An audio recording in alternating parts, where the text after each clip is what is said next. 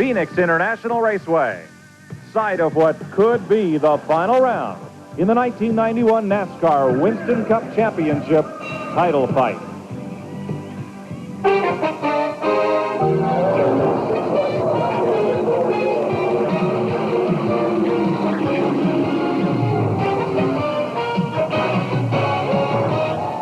TNN proudly presents exclusive live coverage of NASCAR Winston Cup racing. Today, the Pyroil 500. Well, this crowd is anticipating a real brawl here at Phoenix as we prepare for the 28th of the 29-race Winston Cup season this afternoon. Hello, everybody. I'm Mike Joy, and you can sense it, you can feel it, a sense of urgency and anticipation in the air for this race today. The championship is uppermost, but there are other drivers looking to score here at Phoenix as well. You've met the two drivers that lead the championship chase. Let's go now down to our experts and the men who will guide their fates today. Neil Bonnet. Thanks, Mike. I've caught up with Richard Childress here in the garage. Richard, what have you done for the car, and what have you told Dale to make sure that y'all got a shot to leave here with the championship today? Well, you know, you get Dale in the car, we always come to try to win the race. You know, we may be a little more conservative than some of the guys out there that the pressure's on them to win the race. You know, we're here, the pressure's on us to try to win the championship. So, really, we're pulling as much gear as the car can stand, and, you know, we just told Dale to go out and run it like another race and try to bring the championship home. When you tell him to run it like another race, that's not very conservative. Now, he'll run the car as hard as he can. It's kind of hard to put a bridle on a racehorse, so, you know, he'll do a good job for us today. We'll just have to see what happens. Let's go down to Buddy Baker. Thanks, Neil. I'm here with Waddell Wilson, the man that makes all the calls on the number 5 car of Ricky Rudd. With Earnhardt so close and Davey Allison right behind you, everybody wants to know, is it offense or defense today? Well, Buddy, it's both today. You know, we've got to try to protect our back as well as our forwards, and it's going to be very critical to us to try to finish in the top 5. Right now, if I knew I could finish the top 5, I'd be tickled to death. But you know, it's one of those races we're not going to change our strategy any. We're just going to go just like we've been going all year, just as hard as we can, and try to make all the right calls and, you know, hope we don't get into any wrecks. Well, thank you, Waddell. Tell you, buddy, race to win or ride for points. Going to be a lot of tough chases made today. TNN's live coverage of the Pyroil 500 is brought to you by new Haviland Formula 3 motor oil. Add more life to your car. And by Miller Genuine Draft, cold filtered for real draft taste. So get out of the old, get into the cold.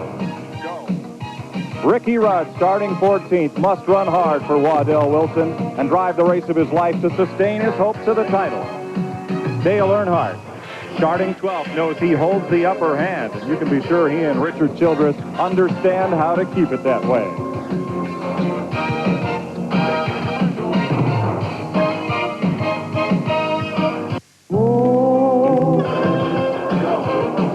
Welcome back to Phoenix, where the championship chase is uppermost in our coverage today. But meanwhile, there's a race to be won. Let's go down to the starting grid and the man who sits on the pole with Brock Yates. Well, Mike, that man is the driver of Junior Johnson's number 11 Ford Thunderbird, who was one of over 24 drivers to shatter the track record here at the 1 mile at Phoenix. Jeff Bodine. Jeff, I know that you'd like to cap a season. You're going to lead the Junior Johnson team at the end of the season. You won a race last month. You got $160,000 over that online to the Unical money for winning from the pole. Big incentive here. Well, you didn't have to tell me that. You put all this pressure on me. Well, our job is just to get in this Budweiser car and drive it, try to win races. Yeah, we're fortunate enough to do that in Charlotte. We want to do it again here in Phoenix. Haven't won here before, and no better place to start than right here on the pole. And if that Unical money does come along, that'd be great. We're in this business to win races. The heck with that money, right? It's all for sport, right, Jeff? All of that. Thank you. You know, it's just interesting, a little footnote here, that on the outside of the front row in the number 9 Mellings Ford Thunderbird is Bill Elliott, who is rumored to be climbing into the seat of Junior Johnson's car next year. That's a story we'll be following, but that is just one of dozens of interesting stories and footnotes here at Phoenix. For more on another interesting story, let's go to my pal, Glenn Jarrett. Well, thanks, Brock. As Ricky Rudd sits anxiously waiting for the start of this race, he's got Dale Earnhardt right in his sight. He's starting right behind him on the grid. But there's another guy that he's got to be concerned with, too, and that's the guy that starts right next door to him, car number 28, Davey Allison. Davey has closed to within 46 points of Rudd. He's bearing down on him. Davey, you're close to second place in the points now. What's your strategy for today's race? Well, Glenn, Larry, and Robert and myself have all talked about it, and we feel like that what we ought to do for the remaining 2 races this year is just what we've done to get ourselves here. And we're going to race hard. We're going to try to lead as many laps as we can. We're going to try to win the race. Well, this team has really come together. You've won 4 races, the Winston, plus over $1.5 million worth of prize money. What's been the key to success this year? Well, the biggest key to it has just been when Larry McReynolds came over, it added the leadership and the knowledge that we needed. And the guys have just filled in with him. You know, they worked hard behind him. They've given me everything that I've asked for and more. And, you know, we've come together as a team, and that's been the key.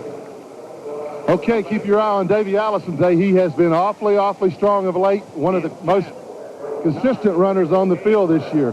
His last win came at Rockingham 2 weeks ago. For more on that, let's go to Mike Joy for this week's Haviland Update.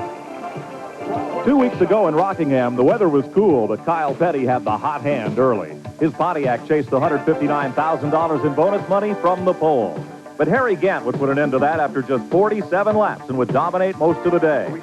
Gant's Olds led 260 of 492 circuits. This race would be decided on the last pit stop. The air wrench on the right rear misfires on Gant's car. Harry took this stop holding a comfortable cushion with 40 laps to go. But the pit stop took over 30 seconds. And when Gant came back to the racetrack, Davey Allison was in the lead.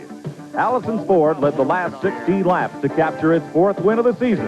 Davey finished 1 second ahead of Harry Gant.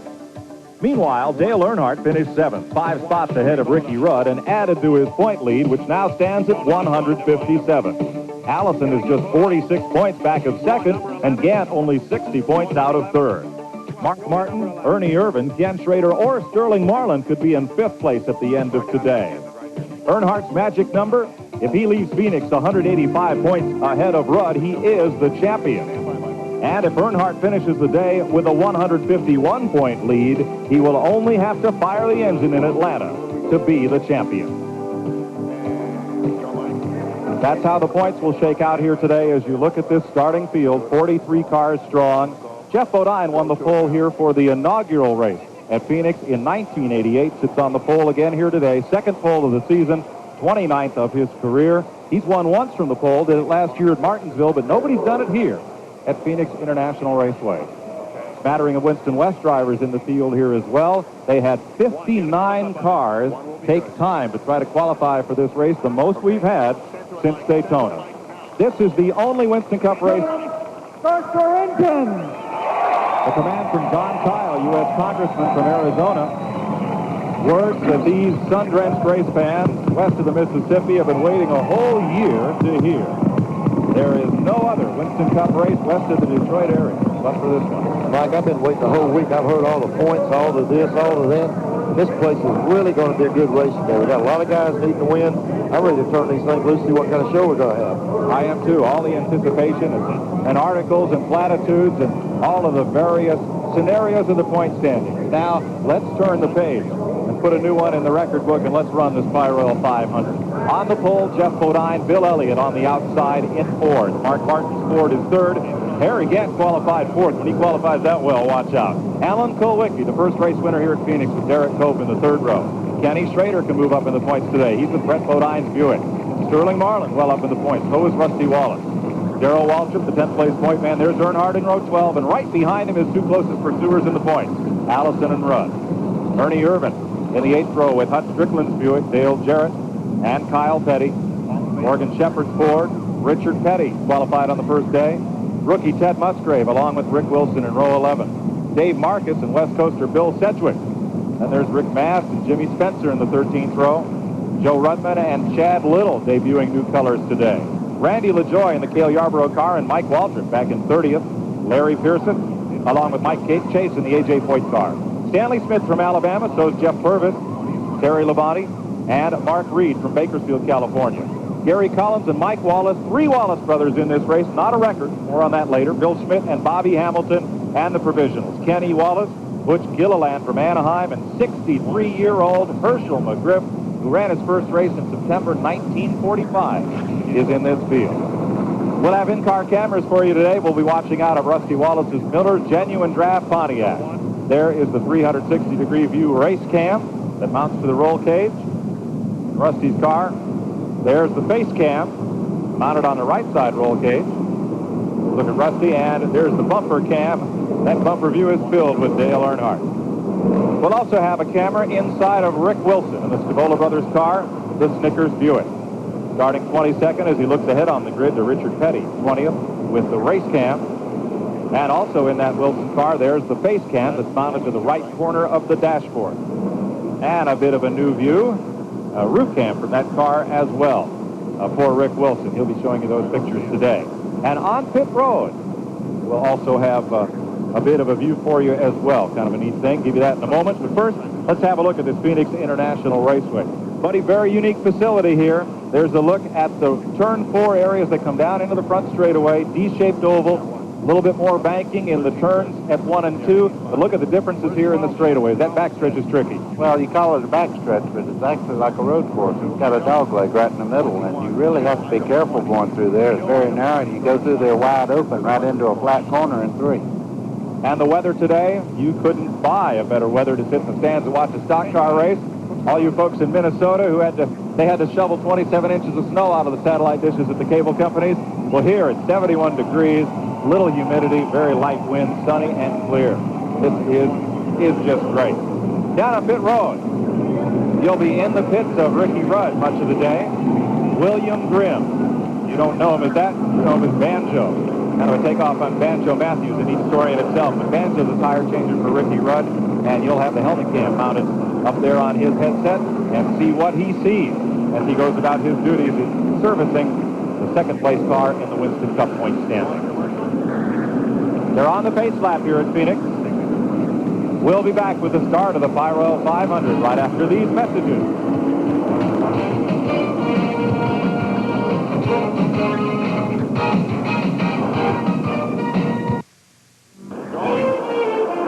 At Phoenix International, the new Chevy Blazer, just introduced by GM, leads the field around here as they come down pit road at the mandated speed limit. And we'll be set to go racing in 1 lap.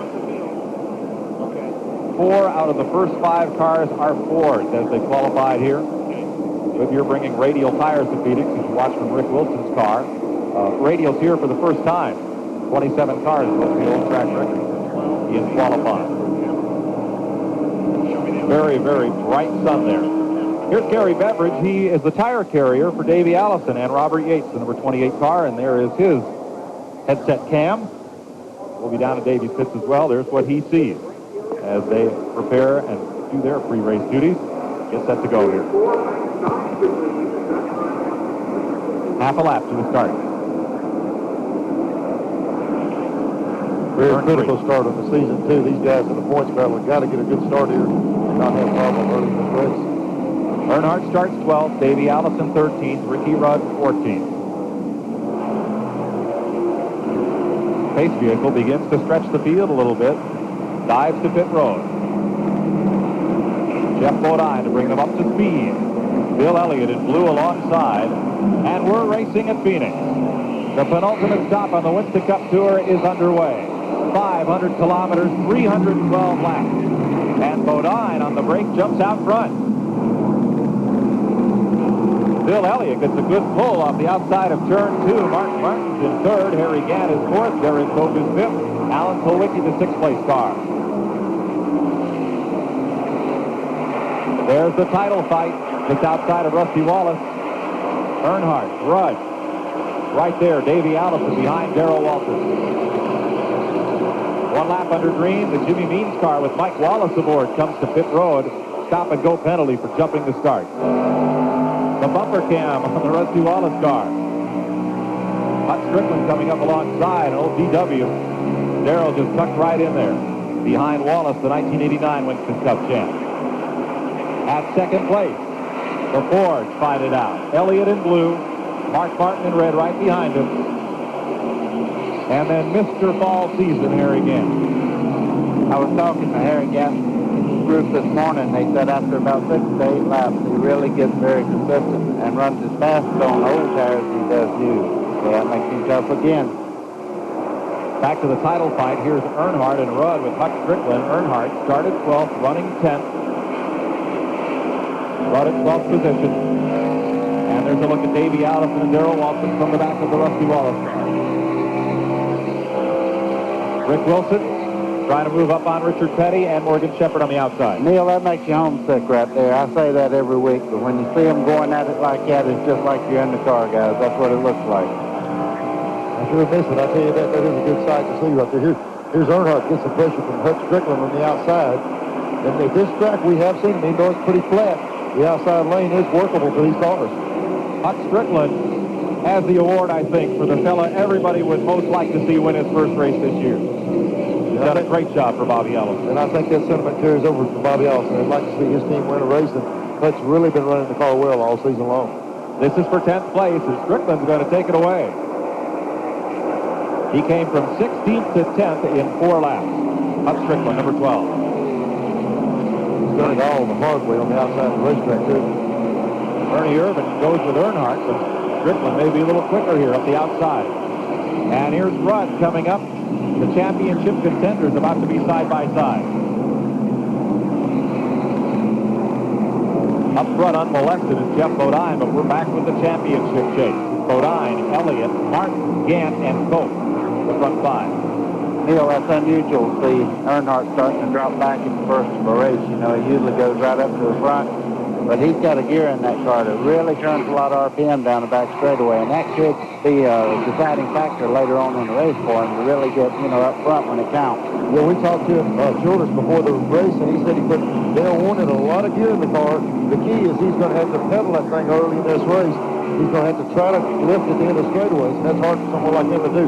Right here, this part of the track, the end of the back straightaway, that's where he can over-rev the motor. He's trying to play a little bit cautious early on.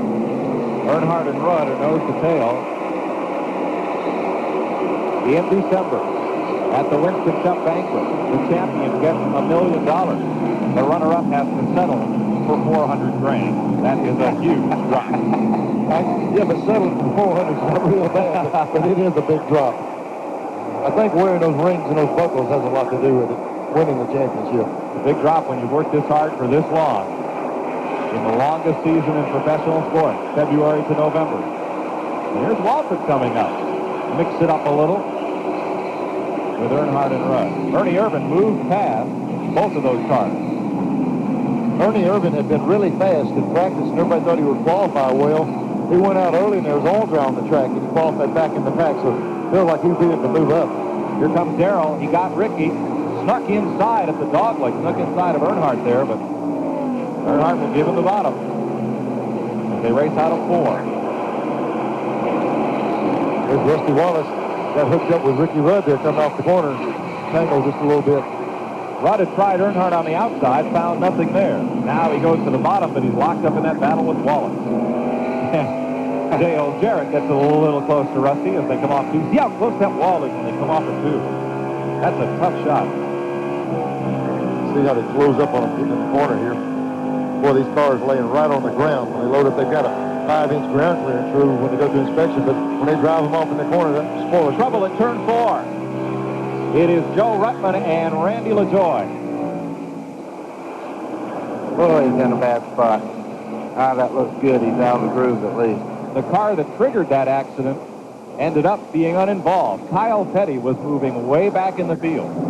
Joe Ruttman had got underneath Kyle and broke traction, spinning up into the path of Randy LaJoy, the former NASCAR North champion, second-generation driver from Norwalk, Connecticut, finishing out the season for Cale Yarborough. And they've had trouble all week. They had to put the car back wrecked it, I think, in practice or qualifying, and just got the car back together for the race, and all. He's having trouble already.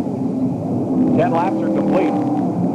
First caution of the day. We haven't seen much of Jeff Bodine. He had about a 6-car length lead out in front of Bill Elliott at the time of the caution. Pretty much single file the front 4, so we stayed with the battle for the point race. Seems like the battle for the point race is up where a lot of passing was going on. I don't know if they're being cautious, but like with Darrell, those guys getting around him, it's a really big, thick battle back there. No damage to Joe Ruttman's car, and not much on Randy LaJoy. Both cars able to continue.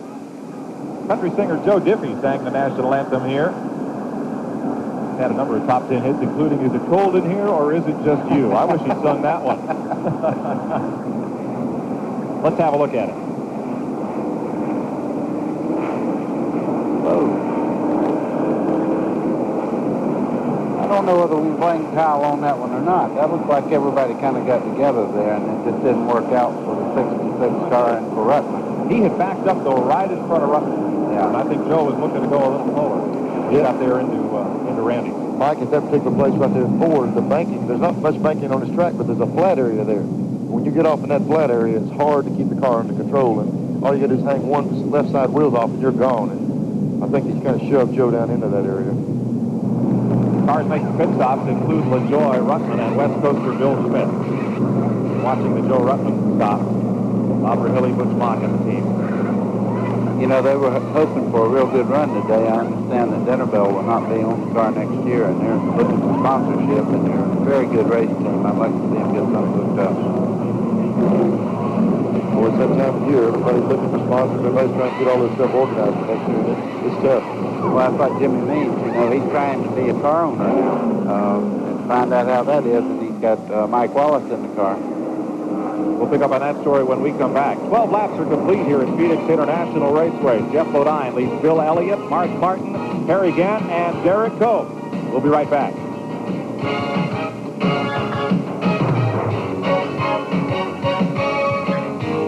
Just dropped the green flag for the restart here at Phoenix. No change up there among the top 5. Huck Strickland works up the outside, and here comes Mark Martin near the front of the pack. Martin going to second against Bill Elliott on the outside. Elliott's not going to let him off easy, though. Turn 4. Today, TNN presents the Right Guard Halfway Challenge. The driver leading at the halfway lap wins $10,000 from Right Guard Sports Stick Annie Firstburn, and you'll have a chance to win a Pontiac Grand Prix SE. Call this number to register, and then stay tuned. If they select your entry, Gillette will call you and ask you who led the halfway lap, and if you know, you'll win that Pontiac Grand Prix. 1-900-737-1100. Each call costs 95 cents. Call between now and the halfway point in this race to register to win.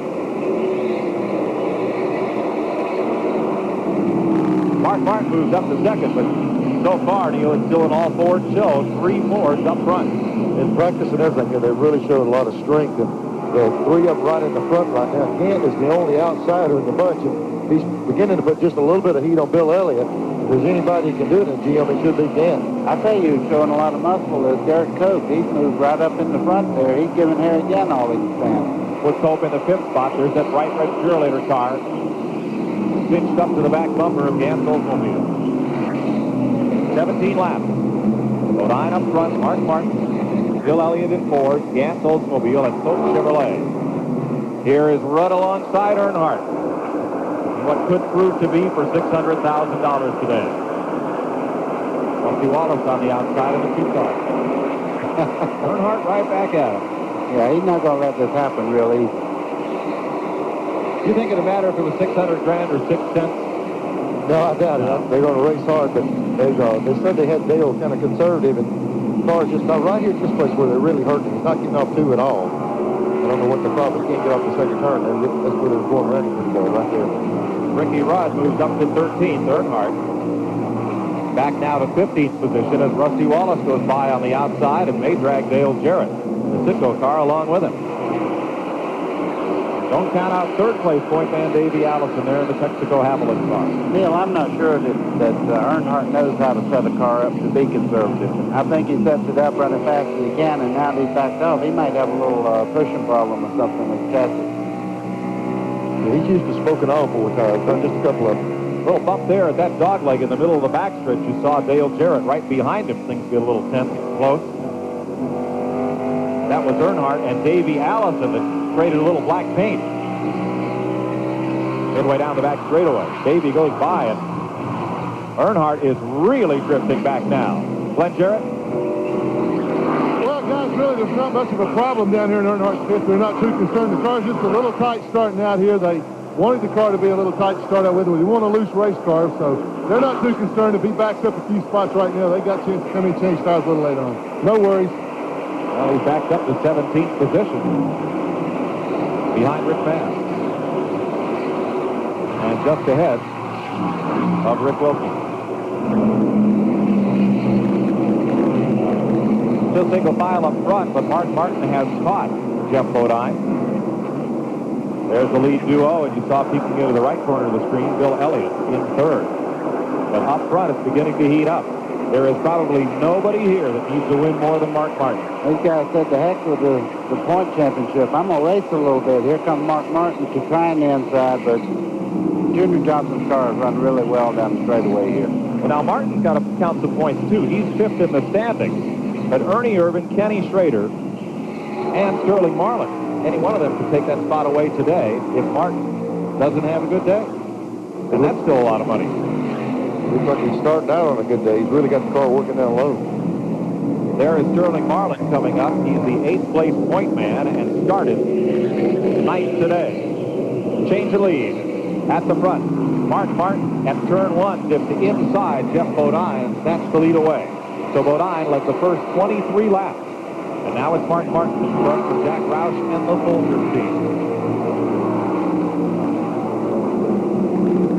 That car will change colors next year, as will many on this circuit. Valvoline goes to the Mark Martin lead. I think they have Valvoline on that car. Positively maybe, right? So Bodine is second, Elliott third, and still 3 Fords in front of Harry Gant's Oldsmobile. The Chevrolet of Derek Cope, and then Alan Kulwicki in 6th in another Ford. And then Sterling Marlin in another Ford. Looks like Mark's able to stretch it out a little bit now that he got around Jeff. He's been working good low and he pulled away now. Side by side, Derek Cope is under Harry Gant and carries him up the track a little bit. Alan Kulwicki right there in the Hooters car. And Sterling Marlin percolating along. That's worth looking at. That's the first time Harry Gant, well, he hasn't got by him yet. I started to say it's the first time we've shown in a couple of races that he hasn't getting past at all. He started too close to the front, buddy. He's used to starting back in the rear. He does all the passing, but he started up front this time. Harry Gant, who came within a second of winning at Rockingham. Now Marlin inside of the inaugural winner here, Alan Kulwicki. And Marlin squeezes up a notch. He's coming hard. You know, you hate to keep saying it, but here's another guy that needs to win a race. There's so many of these people with these big teams that are supposed to win by now that haven't. And everybody's pretty well just threw everything out the window. They're going for a win today. You're going to see a lot of guys really string that car out and abuse it to try to win a race today. Marlin in the Maxwell House car has finished 10th, 30th, and 16th in his 3 races in Phoenix.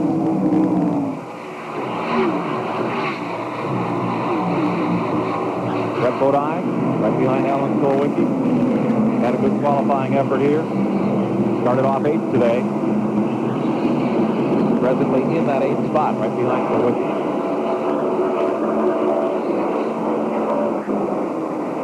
There are 3 GM cars in the top 10. Trouble in 2. A wild spin for 2 cars. One of them is Bobby Hamilton. Jeff Purvis is involved. I believe he was the 3rd car in, the 2nd or 3rd car in.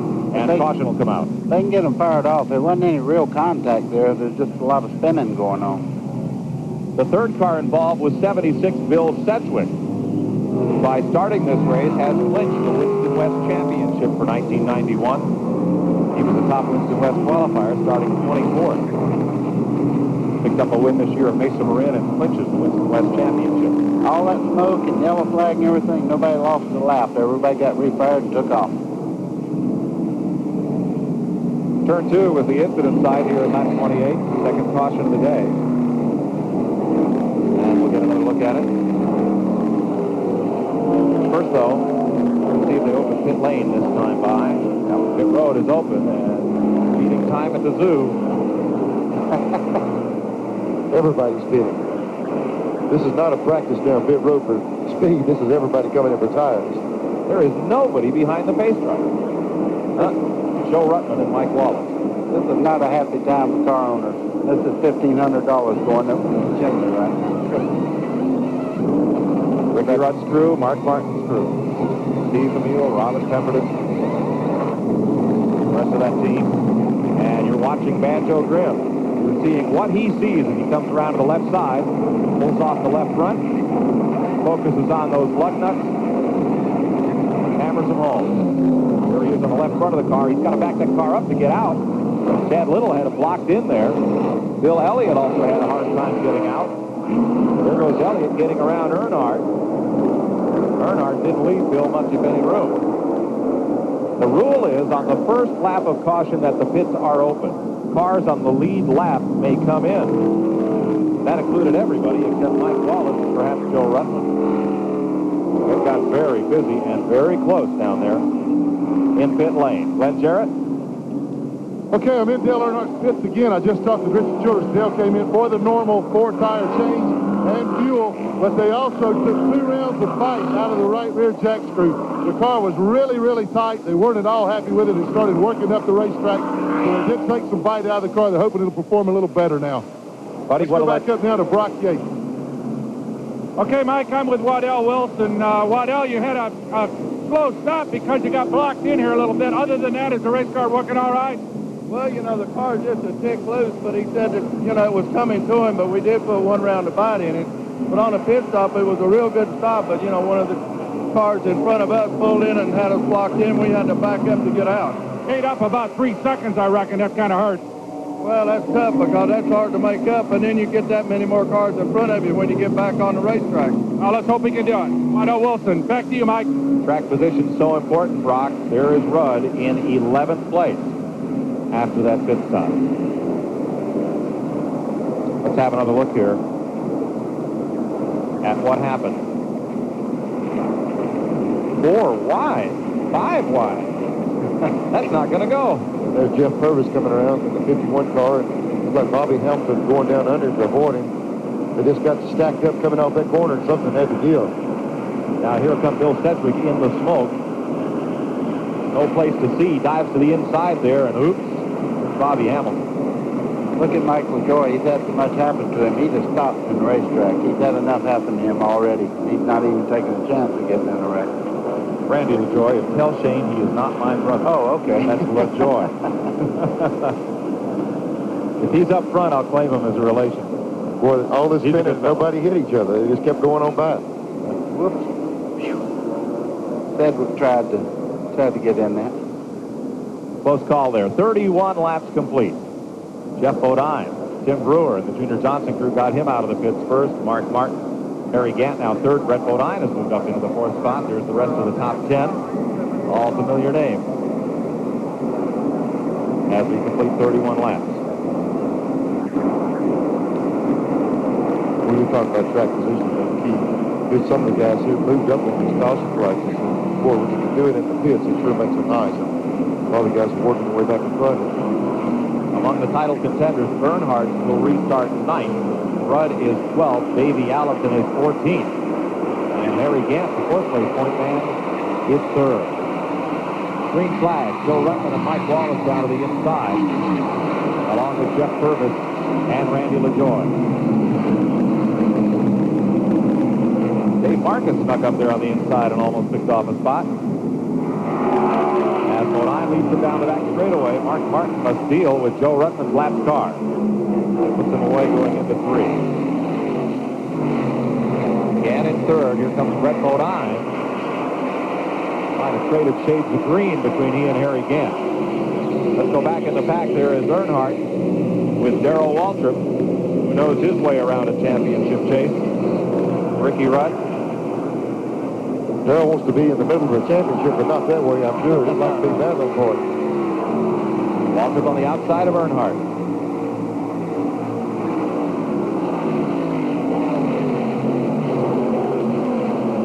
You know, he really don't want to do this at this point in the race, but he don't have a choice. Where is he going to fall back to?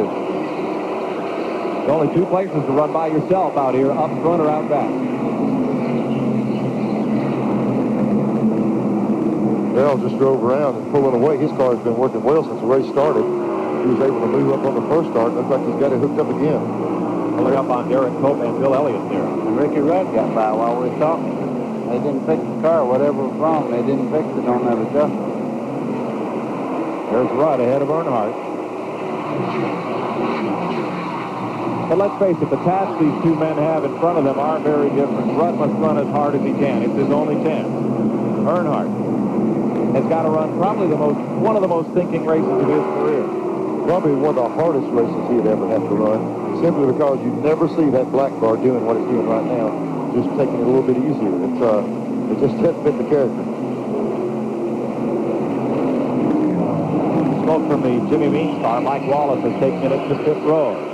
36 laps are complete at Phoenix International Raceway. Jeff Bodine enjoys a 5-car length lead. Mark Martin has 12 car lengths to third place Brett Bodine. Then it's Sterling Marlin and Harry Gant. We'll be right back. Sterling Marlin just takes it away. We were talking, Neil and I, down in the garage area yesterday about Sterling not winning a race this year. It's time for him to win a race, and he's very capable. The car's capable, the crew's capable, and you see him going for it now. Well, Junior Johnson didn't say they need to win a race. They had to win one, so looks like they're going after it now. Somebody gave Sterling a hot foot. He's up to third. Darrell Waltrip, left side of your screen, also moving very well as he has passed Harry Gant. Gant is backed up a bit here, something we haven't seen in recent weeks. And Alan Kulwicki, just to the left of there, has caught Brett Bodine for fourth spot. Up front, there's Jeff Bodine, the oldest of the three racing brothers. Maybe someday we'll see all three of them in a Winston Cup race. Today, the Wallace brothers, Rusty, Kenny, and Mike all started this event. There's Ricky Rudd and Dale Jarrett. That fight is for 9th place. Bill Sedgwick right with them. I believe he's now a lap down. And Jarrett getting up under Ricky up off the corner. And, we talked about 3 or 4 Fords right on the front. This is a good track for them. They seem to run off that corner very well and drove right away from Ricky up off the corner. A spin at turn 2. One car, a wild ride. It is the leader, Jeff Bodine. Just a snap spin all by himself, coming around at turn 2. And we'll have a caution.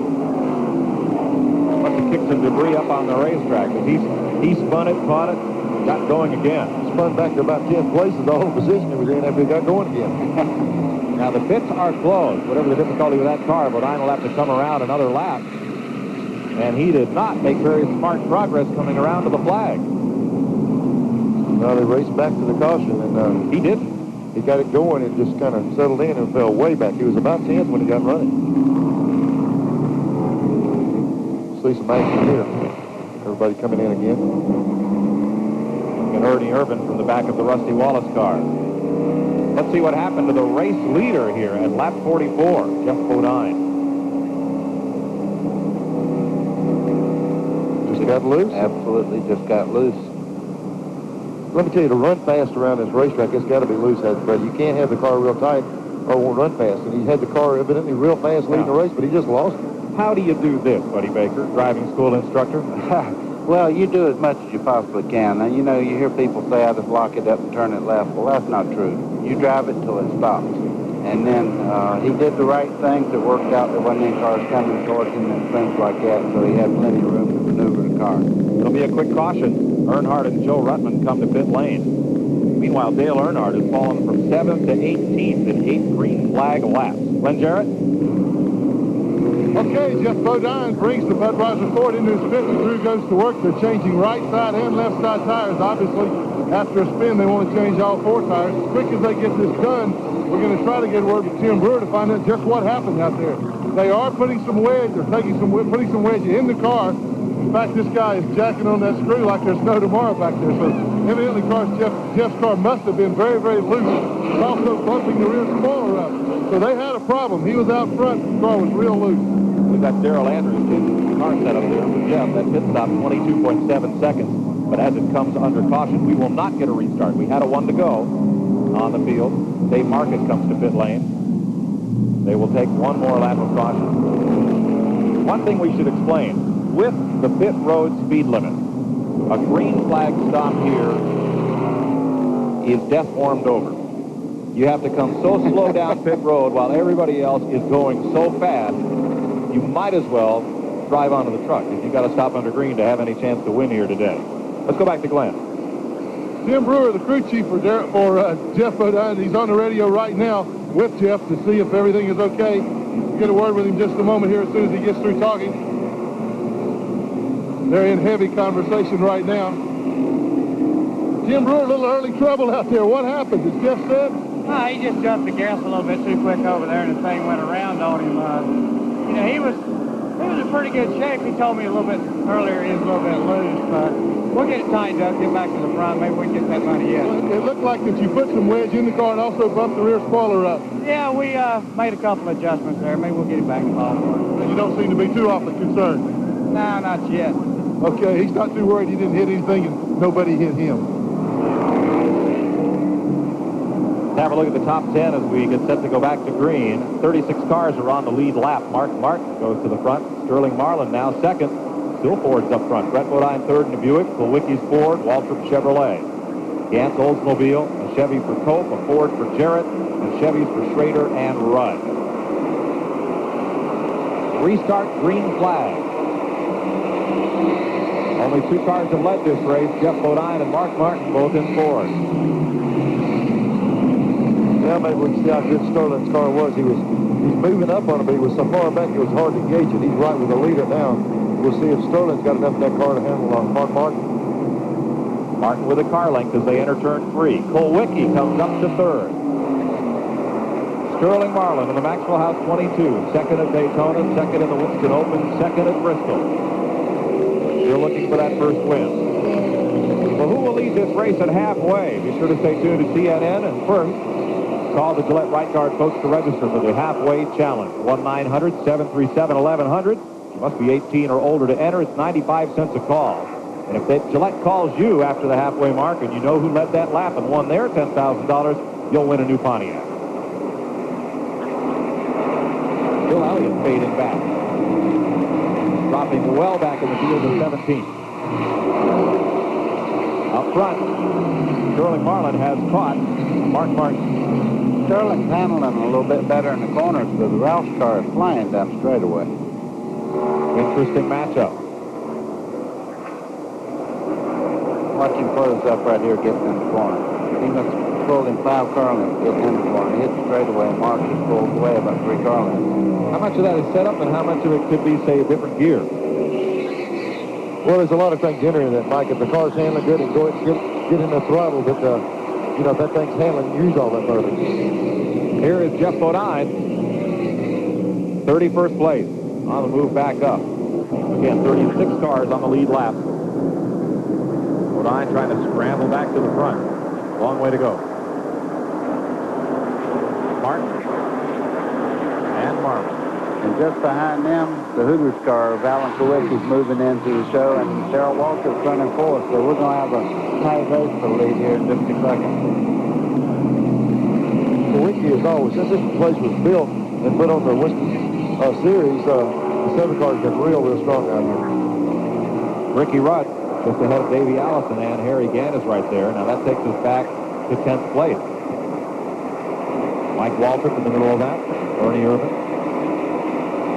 And the lap car of Joe Rutland. Neil, I guarantee you that Davey Allison was happy to see that caution just now. He's been adjusting on that car. It was pushing real bad to start with, and now he's in the fight now. And that's the guy who's racing for points right in front of him. 46 points separate Rudd and Allison. Mike, even though they're battling for second place, what it pays for second place is like winning a championship in any other division of racing. That's right. Winston puts so much money in the point system that that's a big battle right there for a lot of money. And right with him, Harry Gann. Now there's 2, 3, 4 in the points, right in line. Only thing is, Harry won enough last month. He's not worried about the points. Oh gosh, yes. Carrying shingles. He probably hurt his back carrying all that money to the bank. Let's have a look back up front and reset the field for you. Mark Martin, the leader. Sterling Marlin in second. Alan Kulwicki in third at 54 laps. Darrell Waltrip in fourth. Brett Bodine has the 5th spot in the Buick. Then it's Derek Cope, Dale Jarrett, Huck Strickland, Kenny Schrader, and Ricky Rudd. We'll be back to Phoenix right after this. Are under the 4th caution of the day, and everybody's heart skipped a beat here as Dale Earnhardt spun in turn 4. Let's follow that Earnhardt stop. Well, the just asked Richard Childress as he brought the car down pit road if he made contact with somebody, but he said no, he just lost it, spun it around. Again, no damage to the car.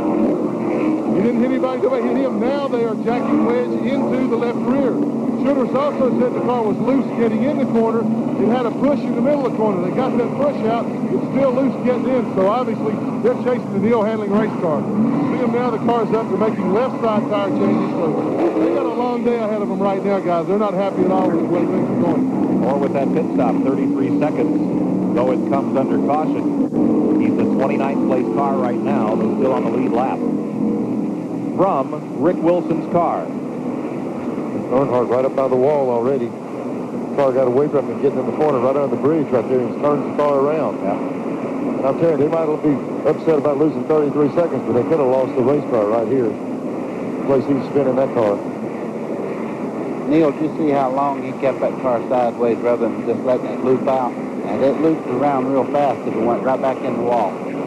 Here's another shot. He's already up there. The car spun around and around about twice and never touched the wall. He's really lucky.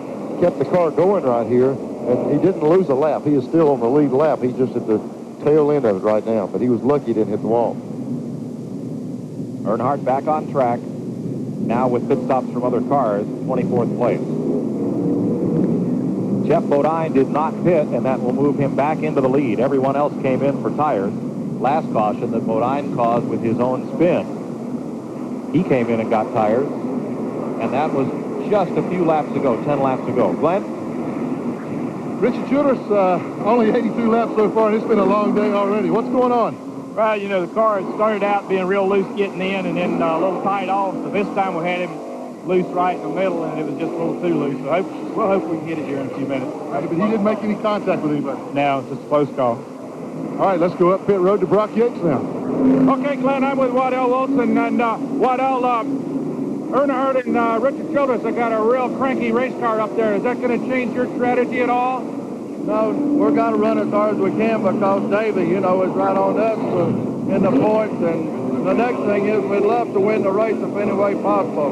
No, what they do, we're not really paying that much attention to it. But, you know, we got to watch Davey. And then, like I said, we'd love to win the race. Okay. That's it from Waddell. As we kind of forget about Davey Allison in this deal, guys.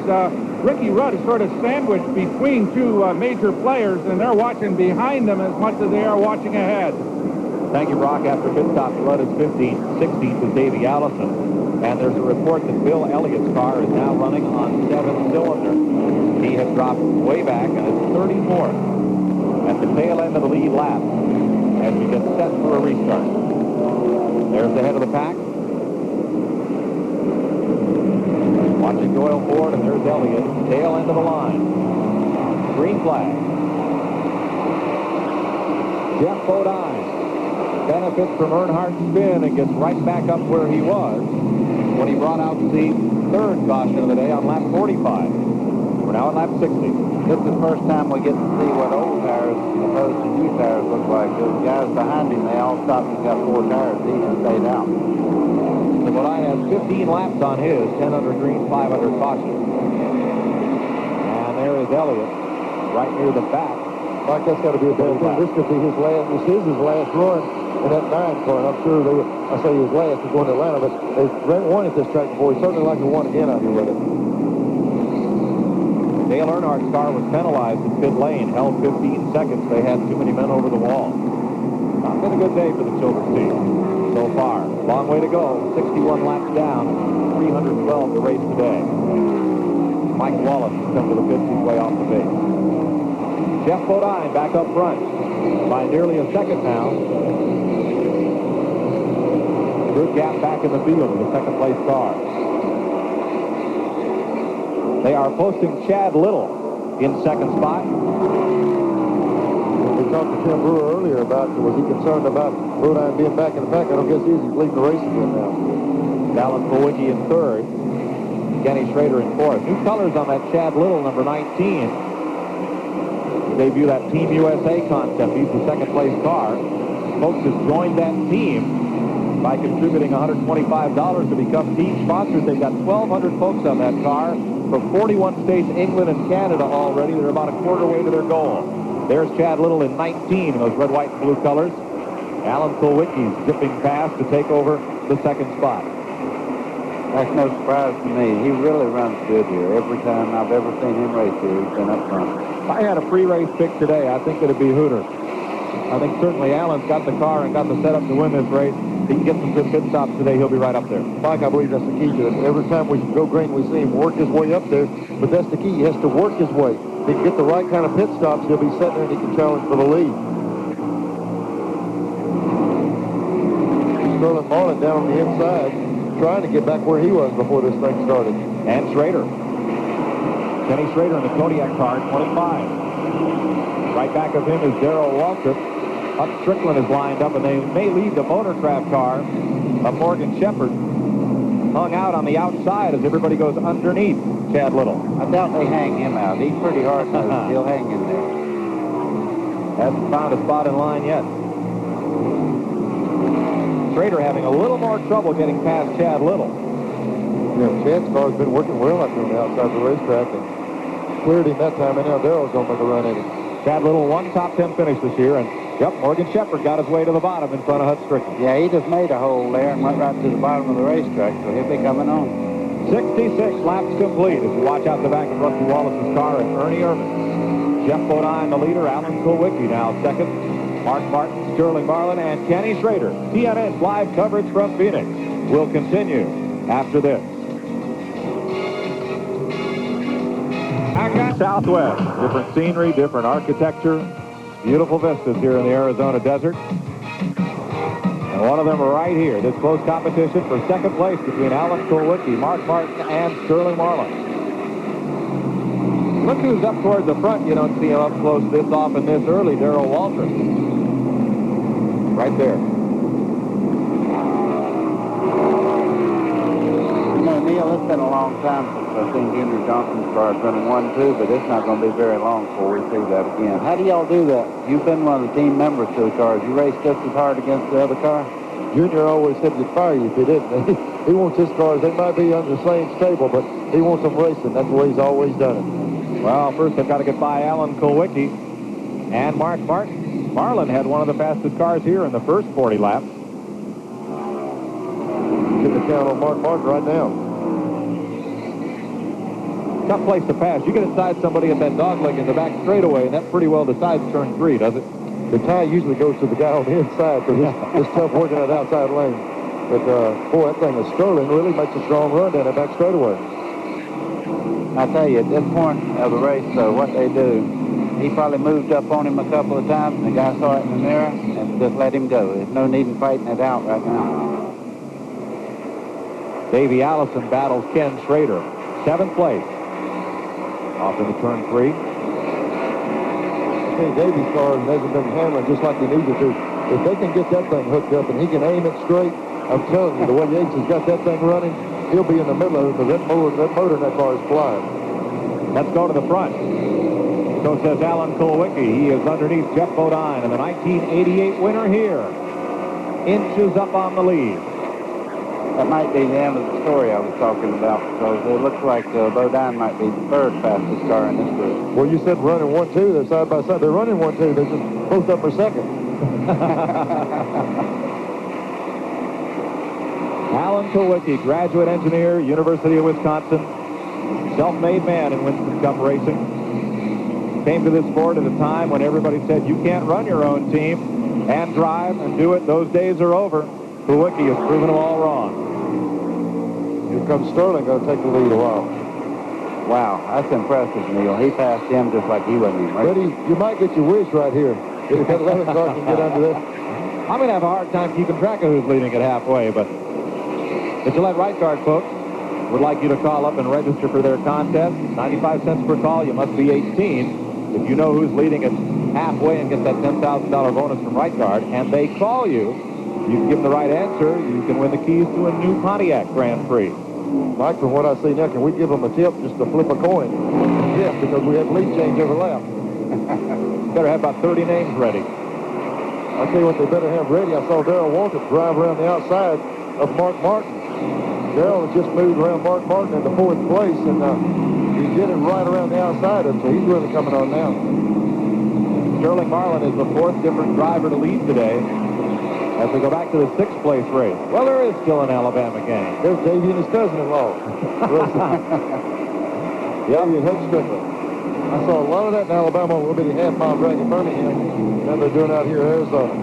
Rock Yates' buddy, Steve Smith, used to pen for Car and Driver. Said they ought to call this circuit the world of in-laws. Yeah. It looks like the family reunion at drivers meeting down there. That's it. They're going to come up on the outside of Randy LaJoy, who's 2 laps down in the Cale Yarborough car, but has been running right with the leaders after the drop of that green flag. And back up front, Sterling Marlin and Alan Kulwicki right through tire tracks. 77 laps complete. Glenn Jarrett. Sterling Marlin's rocket. Mike, he's running awfully strong out there. Is he saying anything about the car? The car's a little tight once we go back green after caution, but, you know, the car's been good since we unloaded. We qualified on 7 silvers, you know, so we thought we had a shot at the pole, but right now the car's doing well, you know. Mike Laughlin, he's built a good car. The boys at the shop, fabricators, you know, the motor's running well, so hopefully we can hold on and win the race. Everybody knows that Sterling and you are definitely overdue for that first victory. Think you can do it today? I think so, you know, if the good Lord's willing, you know, we can think so far away. Lord knows this team needs it. You know, we've had a tough year, you know, everybody's done a great job, and hopefully if everything goes our way, we can win our first race. Okay, let's go up pit road with the Rock Yates. Okay, Mike and Glenn, you're looking at Paul Andrews, Alan Kulwicki's crew chief. I just talked to him a minute ago. He's sitting up here on top of this toolbox like he's just kind of taking a little sun. He said the car is perfect. It could not be happier with a race car. And of course, Alan's won here before, so he sure knows the way around this mile of finish. So this is a pretty happy crew down here at this end. That car is working very well for Kulwicki. There are the 2 leaders. 3rd place just changed hands. Darrell Waltrip getting up there as we watch Kulwicki round out of turn number 4. 3rd and 4th. Wide of battle. Top of the screen, Bodine and Mark Martin. Let's have a look at where your favorite driver is running here. 81 laps completed. This roll will be as of 70 laps. Bodine the leader at that time. And we'll run you back through the field as we continue to watch live action here.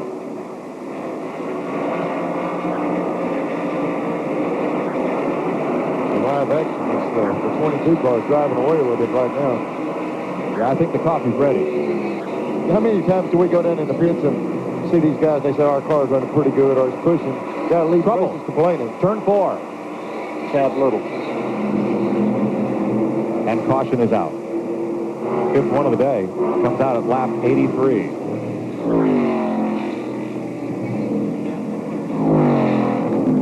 Goes away. Doesn't appear to be much damage.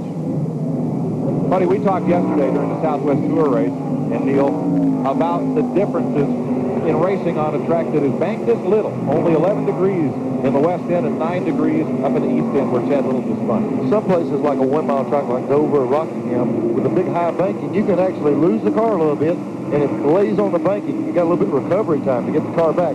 This place, like this track here, is real flat. Once you lose the car, there's very little recovery time. When you see someone like Earnhardt spin one of these guys, they've got their hands full. Let's have another look at it, buddy.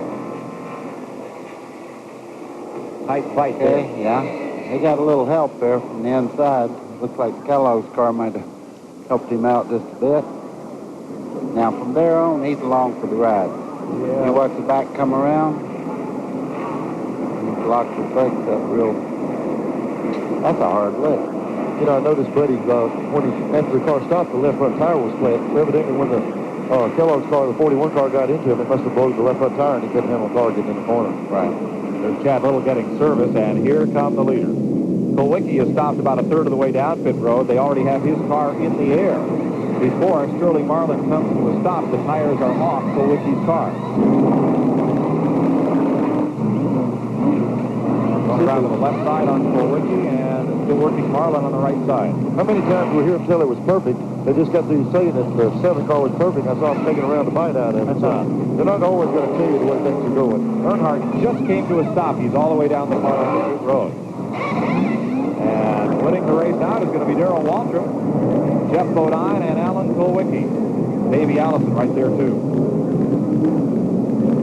How about find a traffic jam coming out of the pits right here. This is rush hour. 84 laps complete of 312. We're under caution. It's the 5th one of the day for Chad Little's at turn 4. TNN's coverage of the Pyroil 500 at Phoenix will continue after this pause. TNN Motorsports live coverage of the Pyroil 500 is brought to you by new Haviland Formula 3 motor oil. Add more life to your car. Getting set to go back to green, Darrell Waltrip at the head of the parade after a quick pit stop. Here he is, up on the outside, and here's Glenn Jarrett. Jeff Hammond, crew chief for Darrell Waltrip, Western Auto Chevrolet. Yeah, you guys are excited. That was one great pit stop. Tell you what, the guys really did good, Glenn. I mean, we're all pumped up here today. The driver's showing us the way. We're just trying to keep up with him right now. He's putting on a good show for us. We don't want to let him down in here. Okay, you can tell they're excited. We're back to green. Only one lead change in last year's race here already. 7 lead changes today. 3 wide into the corner as they split Mark Reed's car, one of the West Coast drivers. Waltrip out and away, and Kulwicki gets caught in the box. Boy, Davies come out of there like a rocket right on the inside and has several of them. Kulwicki got hung behind Bill Schmidt and had nowhere to go. Schmidt holding up the high groove and Mark Reed the low side. What a jam up back there at about 6th place. There it is.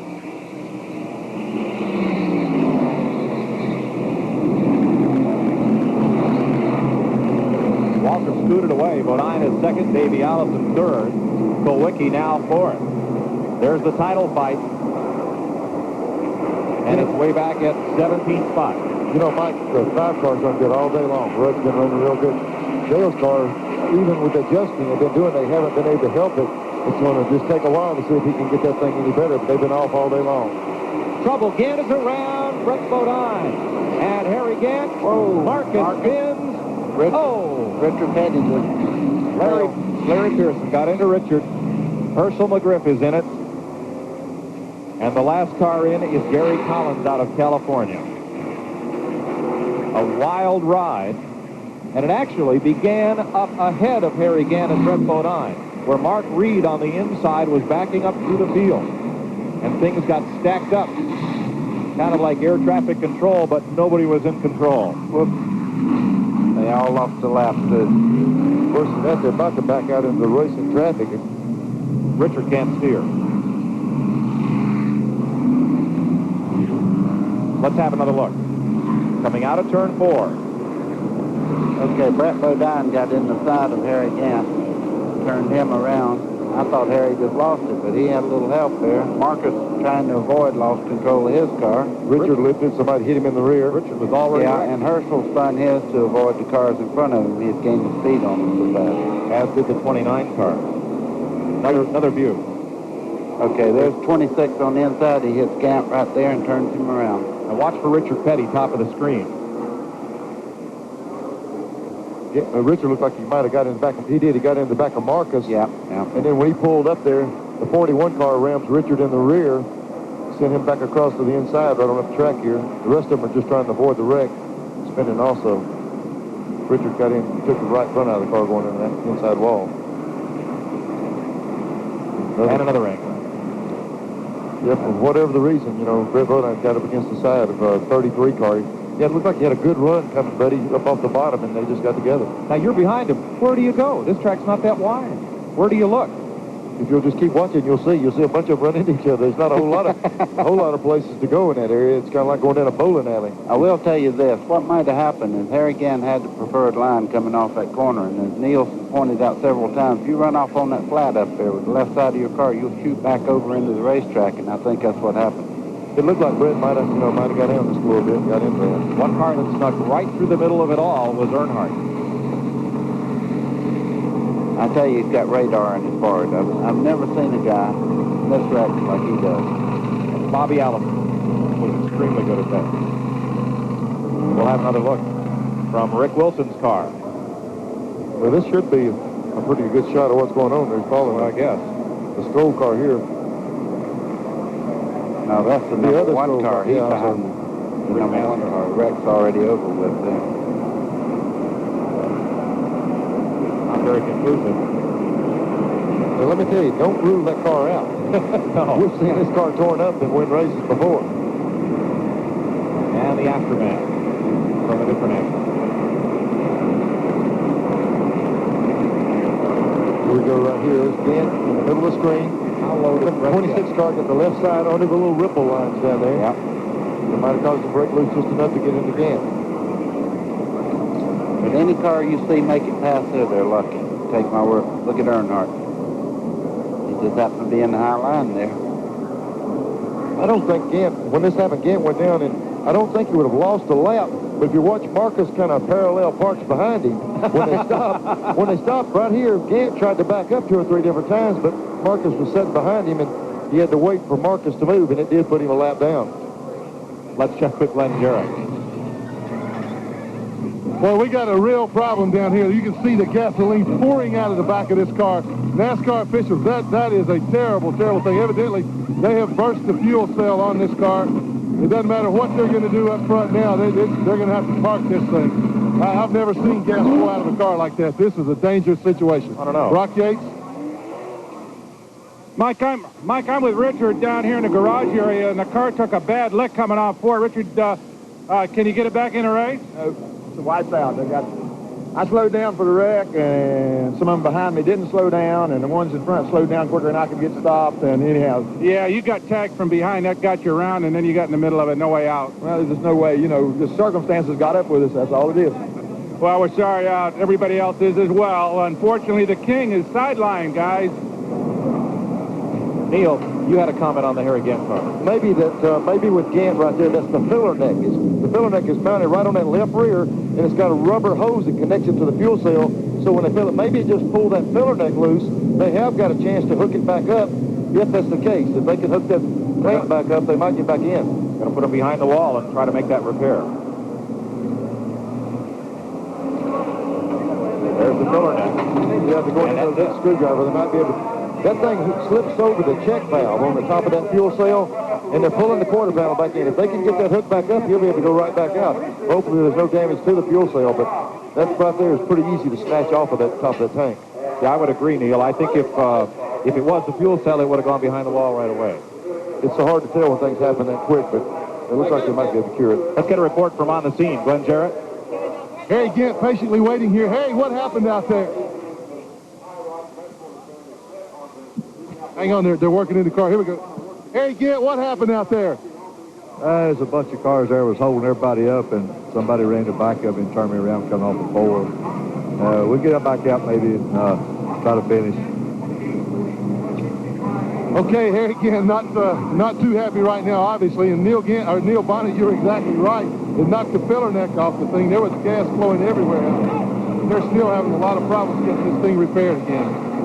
While they work on Harry Gant's car and we roll under caution at 94 laps, CNN exclusive live coverage of the Pyroil 500 will continue. Darrell Walter leading Jeff Bodine and Davey Allison. We'll be right back.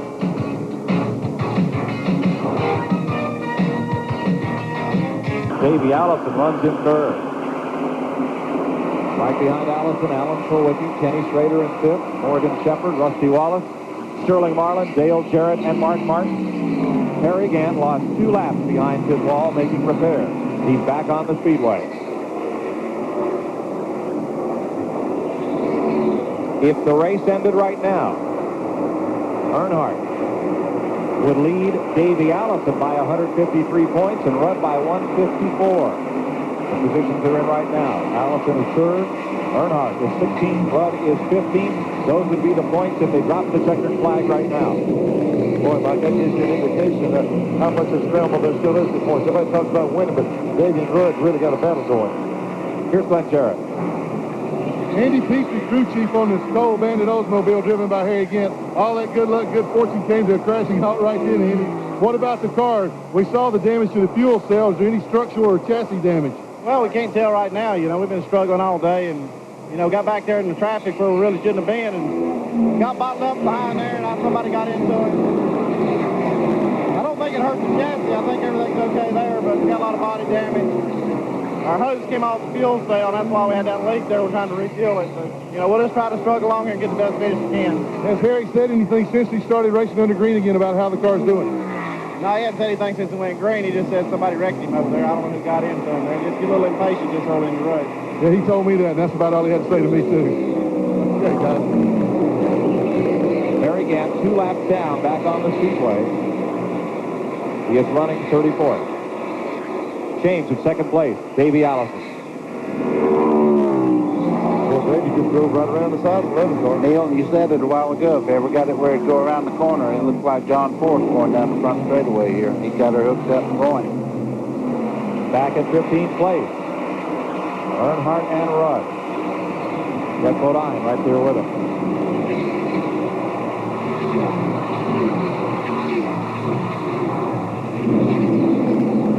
And Earnhardt, nope, here comes Earnhardt on the bottom.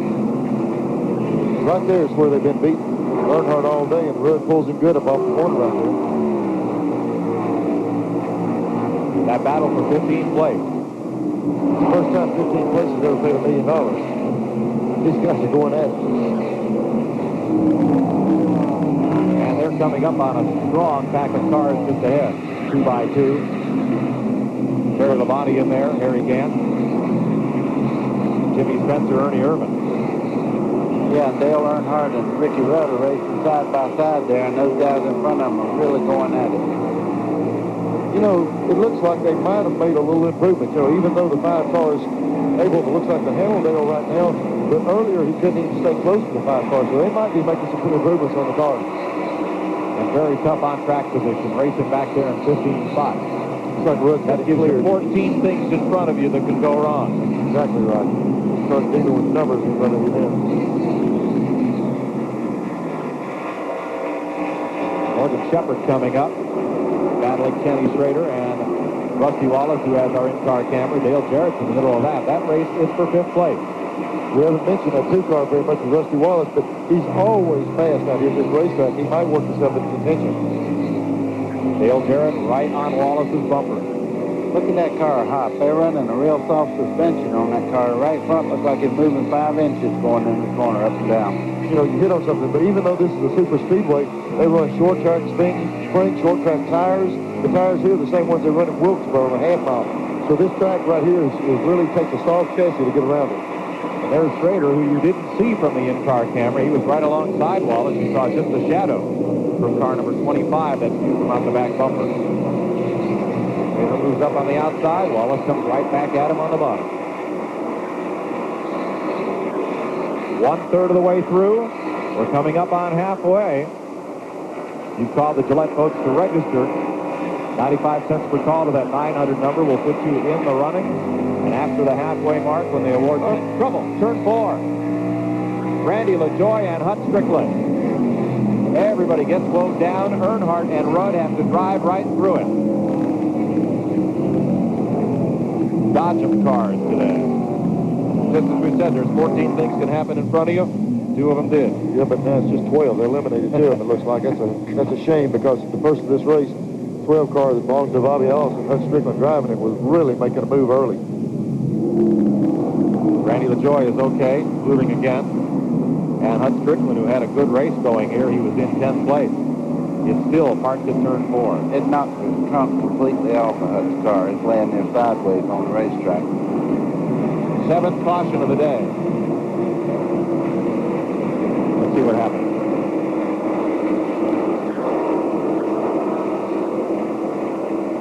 This Hut is like getting loose. Looks like Hut might have got in the back of the 66 car. Now they hit again. That's something we're both standing. Oh, man, he hit that wall hard. That car jumped 6 foot in there. Looks like the 66 might have got a little loose, or he got a little antsy and got into him, but that's sure what started. Sure wrinkled up the back of that Buick.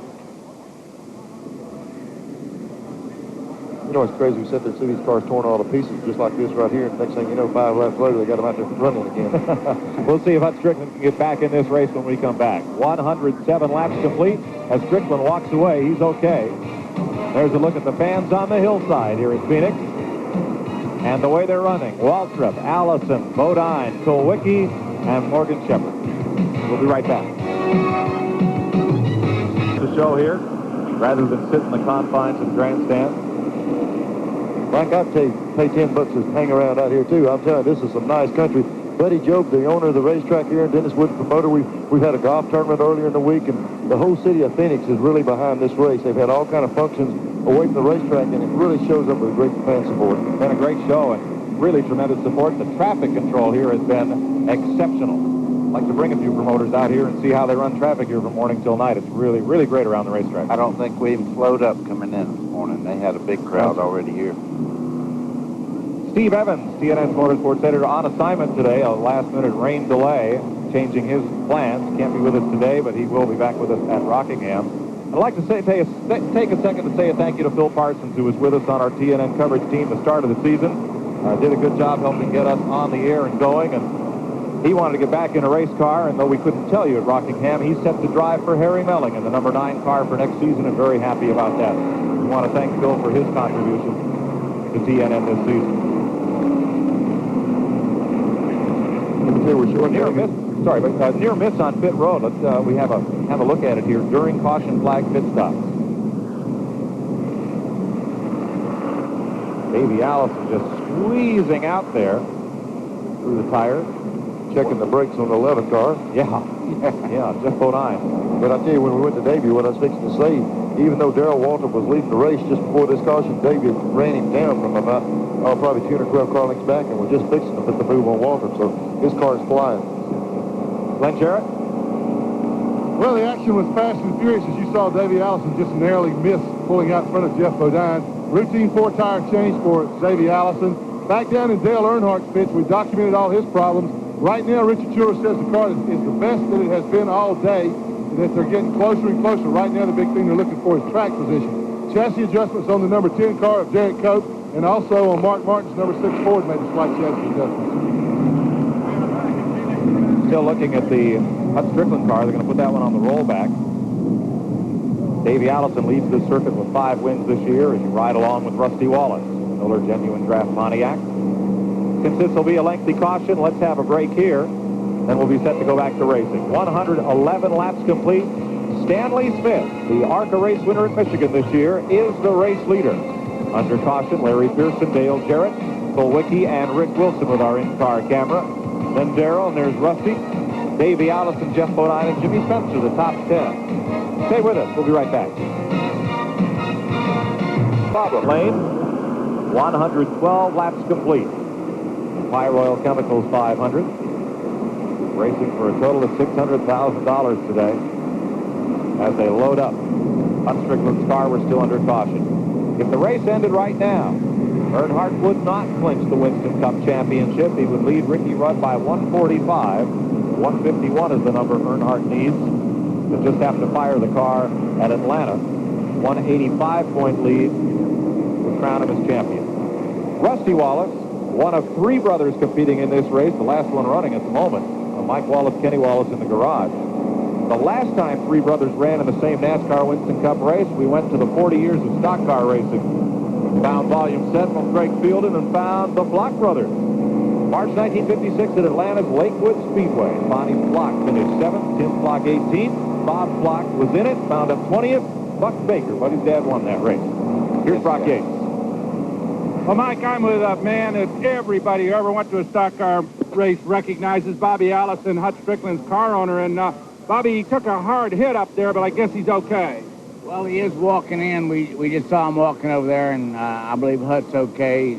Unfortunately, the Ray Bestis entry is not okay. Yeah, he's finished for the day, but he had a real good ride while he was out there. You got to be proud of him. Yeah, really, the guys have all worked hard, and Hut's worked real hard, and the car was running good. We're real disappointed with the early exit. Well, we're going to get a chance to talk with Hut. He's right here, so if I'll get another member of the Alabama gang in here, make sure he's okay. Hut, hard hit up there, but apparently you're okay. Yeah, I'm okay, Brock. You know, it's one of them deals. I went to the outside of the 66 car going into turn 3, and he come around and then overcorrected and caught me in the left rear, I think it was, and it was just a deal, ride it out, and hope the hit wasn't too bad. But I'll tell you what, a bunch of folks have been having trouble up in there. Is it greasy in 4 or what? Well, it really is, and, you know, it's not too forgiving if you do get sideways, so, and I just happen to be a victim. Well, we're one most important thing, we're glad you're okay, and we know we'll see you down the road. Well, I'm okay, and, I just want to say hello to my little boy Taylor, who's back in North Carolina. Okay, great show. Hutch Strickland, he's going to head for the hospital. NASCAR wants him to just have a little check over, but you can see he's in fine shape. Thank you, Brock. Let's have a look at the running order here. 114 laps. We're about a third of the way through here at Phoenix. Stanley Smith, the ARCA race winner at Michigan, is the leader under caution.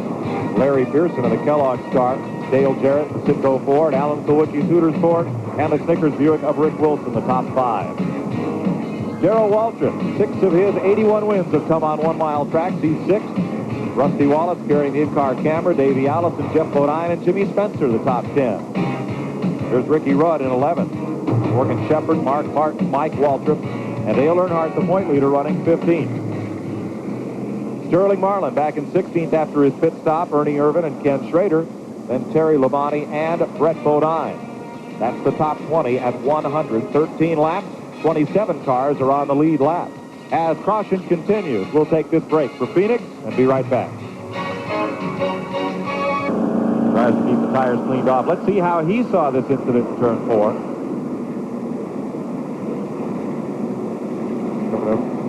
People slowing down. He's getting right in the middle of it here now. Already up against the fence. Yep, out against the wall. Here's the Strickland car, and Randy LaJoie down to the inside.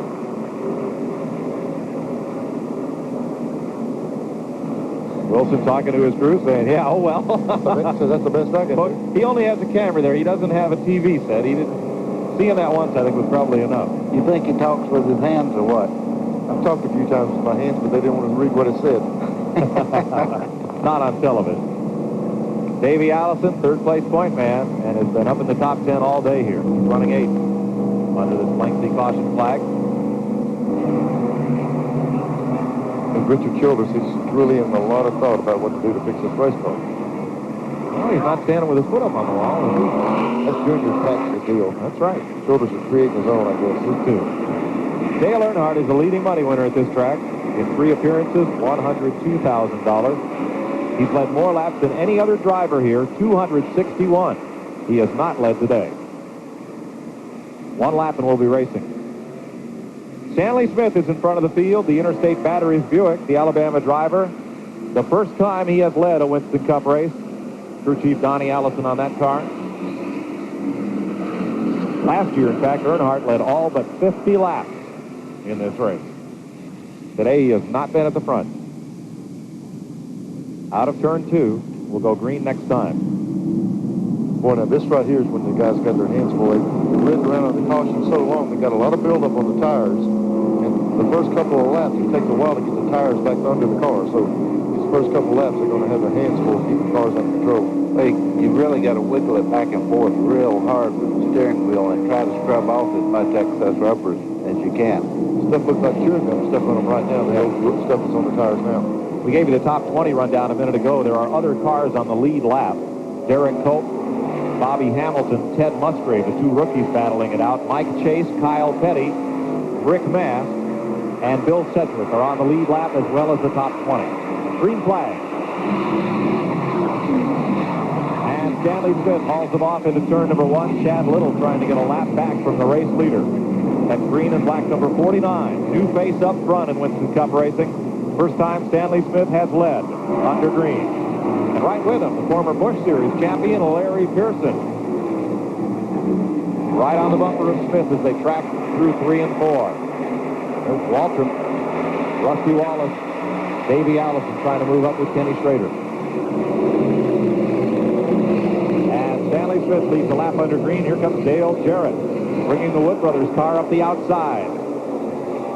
Oh, we had a little contact there between Larry Pearson and the Hooters car. They kind of smashed together. I was glad to see them get them righted again. Breakfast is ready. Here comes Sawicki up the outside. How close do they run? Good view from Rusty Wallace's car. Pretty darn close. Dale Jarrett laid that lap by. I tell you, our top cam would really show a lot of racing right now. With the Rick Wilson car. Is there a Ford in this race that hasn't led? Not that I know of. Davey's trying to knock the camera out of there. Dale Jarrett at the front. Winner at Michigan for the Wood Brothers. Moves on to Coach Joe Gibbs' team next year. We were talking. He won practice yesterday. He was the fastest car out there, and now he's at the front. I'd love to see the Wood brothers, win 2 races this year. That put them on Win the Circle. There's a lot of money involved. Jarrett finished 5th in 1989, his best run here. Stanley Smith back to 2nd. Kulwicki now 3rd. Walter Darrell is 4th. In 5th, Rusty Wallace, and 6th, Davey Allison. Then there's a gap. Well, I'll tell you, when you get out front like this, you can use the entire racetrack and run your own line. Now he's got out there and he's running good laps, and I tell you, he's looking strong. Sunday drive for Dale Jarrett at this point. I'd say Donnie Allison's pretty happy the way Stan's running, too. He's really running. Waltrip, Wallace, and Allison. Now that struggle is at 4th place. Davey making a strong run out there on the outside. Seemed like they hit his car really good before that last caution. We'll have to see if he can work his way back to the front. Stan Smith's car getting a little bit loose. Quickly right up under him off the corner. Loosing Stan Smith up some. Smith going well. The car that restarted right with him, Larry Pearson, has fallen well back. 2nd place. And Kulwicki's going to snare it coming off turn 2. Yeah, he got in the corner a little hard and pushed out on him, but he's got some strong race cars under him now on the inside. You know, half the state of Wisconsin is here in Phoenix this weekend. The Miller brothers were here with Jim Sauter's car. Unfortunately, didn't make the race. And hundreds of race fans. They had a big party Friday night. And so why do all you folks come here? I mean, Charlotte's a lot closer to Wilkes-Barre or any other track. And they said, well, it's warm here and it's cold in Wisconsin, so we all came. It wasn't that far. It's just a plane ride away. Hundreds of them. 26 inches of snow, I'd be here too. Back at Ricky Rudd where he battles. Dale Earnhardt right behind him. And up front, Dale Jarrett all alone by about 9 car lengths. Not for too long. Kulwicki and Allison are pushed up now. There's the 2nd place battle. Mike, we keep talking about championships. The manufacturer's championship is not put away yet. Ford, if they could get 2 or 3 cars up in the front, they've got to run Chevrolet. Chevrolet, if they can win this race, will be in good shape. But these Fords are looking strong today.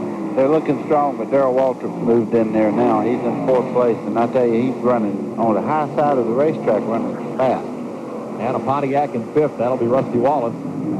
A Ford in 6th, Jeff Bodine, and then the Buick of Stanley Smith.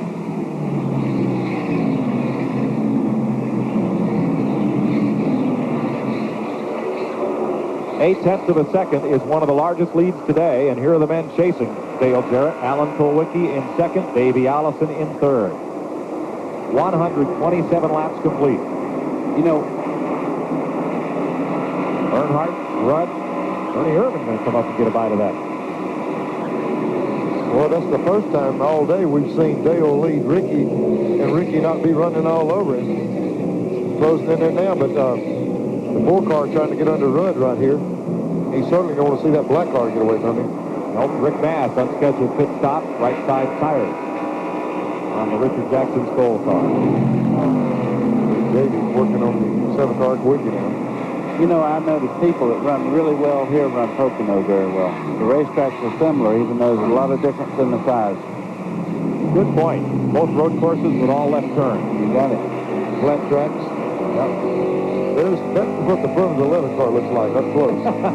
And personal. Track of Rusty Wallace. The personal part is when they touch. It's just up close right now. Oh, that's nothing personal. That's just racing. 5th place is what's at stake here. What brand of car is that? Does it say?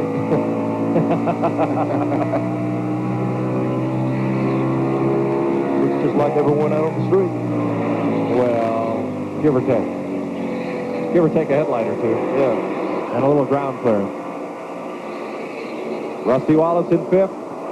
Right with him, Jeff Bodine in 6th place.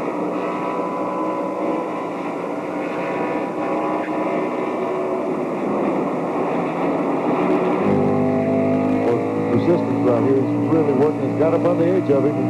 Out of the camera, he's got to have a counter going down on the inside. I'll tell you what, when a car gets directly up under one of these cars coming off the corner, they just turn sideways. It must be awfully slick out. So Bodine picks up a spot from Rusty Wallace. And back of of them, Morgan Shepherd and Mark Martin, battle Rick Wilson. Here's Wilson's view of it. Shepherd shoots off the corner ahead of him. And right there is Martin. I'll tell you what, these cars accelerate. It's hard to tell anyone how these things feel. These big 3,500-pound cars with the motors in them now, you're standing against, watch these things jump off of this corner. They're probably down to 6,000 RPM. They'll zing them up to about 8,500 down the straightaway. A lot of acceleration for that weight car. This fight is for 8th place. Side by side for 9th. 8th is Morgan Shepherd. 9th is Rick Wilson. And where'd Mark Martin go? That's what didn't make sense. Right out of the shot, he pulled the inside. He just fell right out of the picture. There he is on the bottom of the screen. Something's happened to the car because he's pulling over the inside. Not again. Earnhardt and Rudd are going to go by him. And we always talk about valve springs and losing cylinders. That's probably a case of it right there. Just something happened too quick. He inspected Clouseau, and that did. Find that lost cylinder. Up toward the front. Kulwicki now has a mirror full of Davey Allison. I'll tell you, they're battling just enough right here that it's making it nice for Dale Jarrett. He's running his clean line all the way around the racetrack. These two guys are picking on each other a little bit, and he's in good shape out front. These guys are working hard to get around each other. We're talking about somebody passing. The guy leading the race is doing some pretty defensive driving, too, and that's just a part of racing. He's doing a good job. Battle up here for 3rd and 2nd. Okay, if you're Davey Allison and you see Dale Jarrett scooting away, how hard do you want to run Alan Kulwicki? Do you want to challenge him or do you want to hook up? Well, I don't think hooking up helps so much on this racetrack. As Buddy mentioned earlier, when you get right up under somebody, it makes them loose.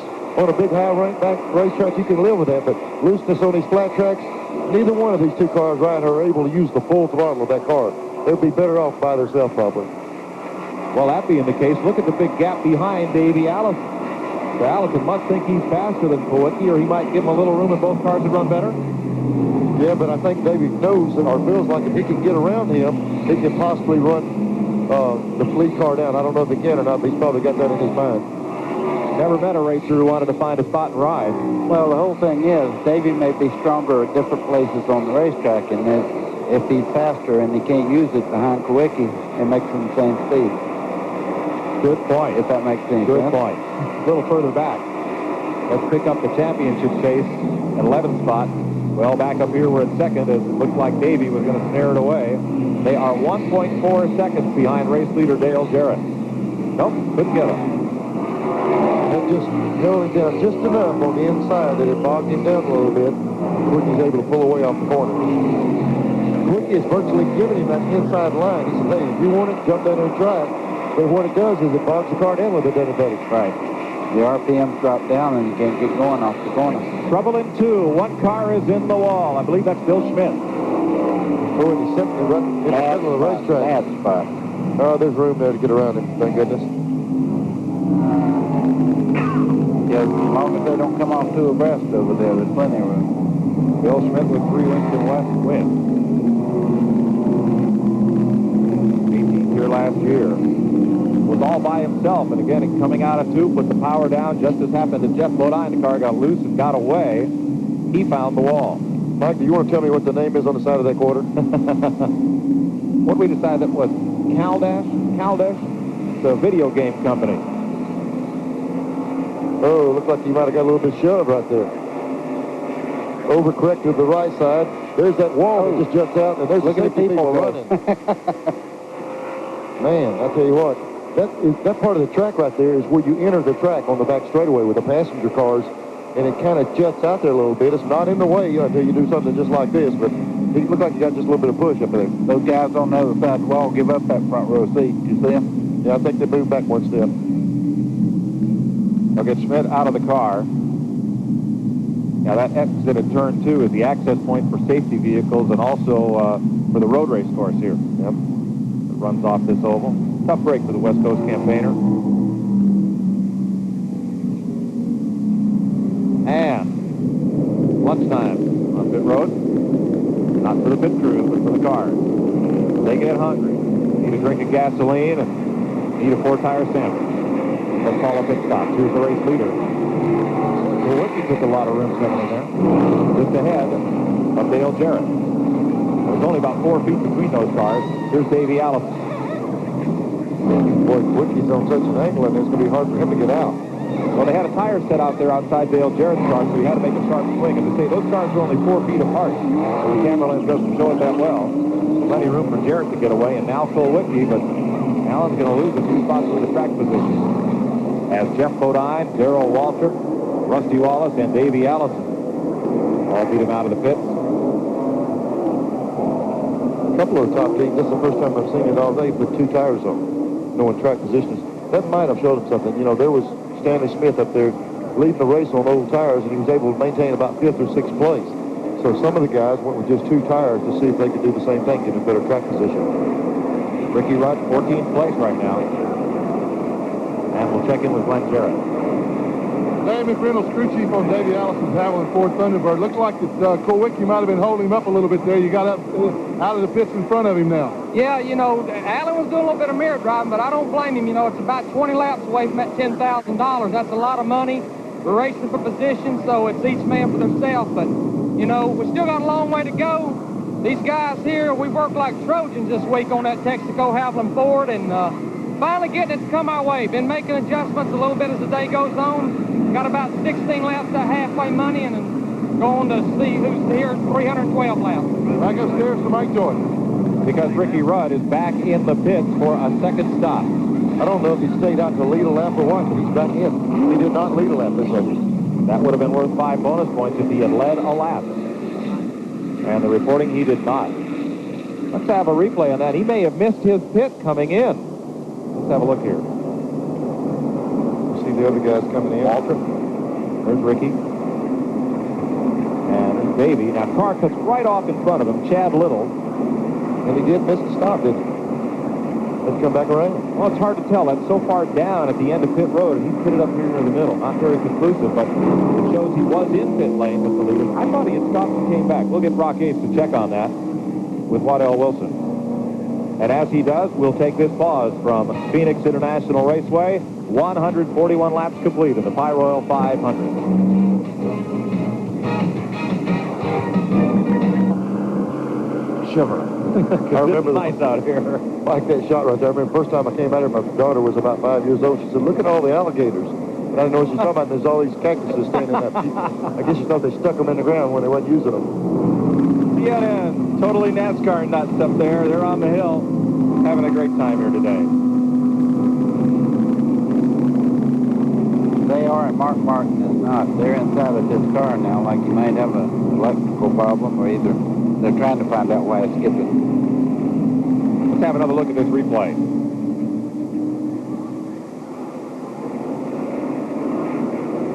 Another shot here out of turn number 2. Ooh. And shortening up that wall a little. Is that Mark Reed, one of the West Coast cars? I don't know, but that guy on the end of the wall is getting good at backing up. Oh, that's A.J. Ford's car. Oh, yeah, Mike Chase. Mike Chase. Yeah. We might have to send reinforcements to watch that gate over there. I think that guy's leaving. He took a dip out of the wall. Yeah. Crazy. Look at this guy here. Yep. Yeah, I told you he's calling reinforcements. He wants out of there. He's got a little mortar there in a bucket. He's going to try to stick it back together. They have changed the battery on Mark Martin's car. Reason for that lengthy stop. These cars do have alternators, but evidently that went out on him. They're changing the battery. Working the 8th caution of the day. The record here is 9, and we'll get a restart in 1 lap. I believe we do have a record here for the number of different leaders. 9 drivers have led this race. Now add Jimmy Spencer to that list. He is the 10th different leader. That breaks the record of 9 set 2 years ago. Spencer, the leader. Banquet Foods car. Travis Carter. Mike, that's one of the cars I noticed that they just put right side tires on. When they pitted it through right, they got out real early. If the race ended right now, Earnhardt would just have to fire the engine at Atlanta on the starting grid to be the Winston Cup champion, and Davey Allison moves up into second. Allison, second place in the race as they drop the green flag. Rick Mass trying to get a lap back on the inside of the number 1 car. Jimmy Spencer, the leader, as Neil pointed out, got right side tires. Most of the other cars in the lead lap got 4.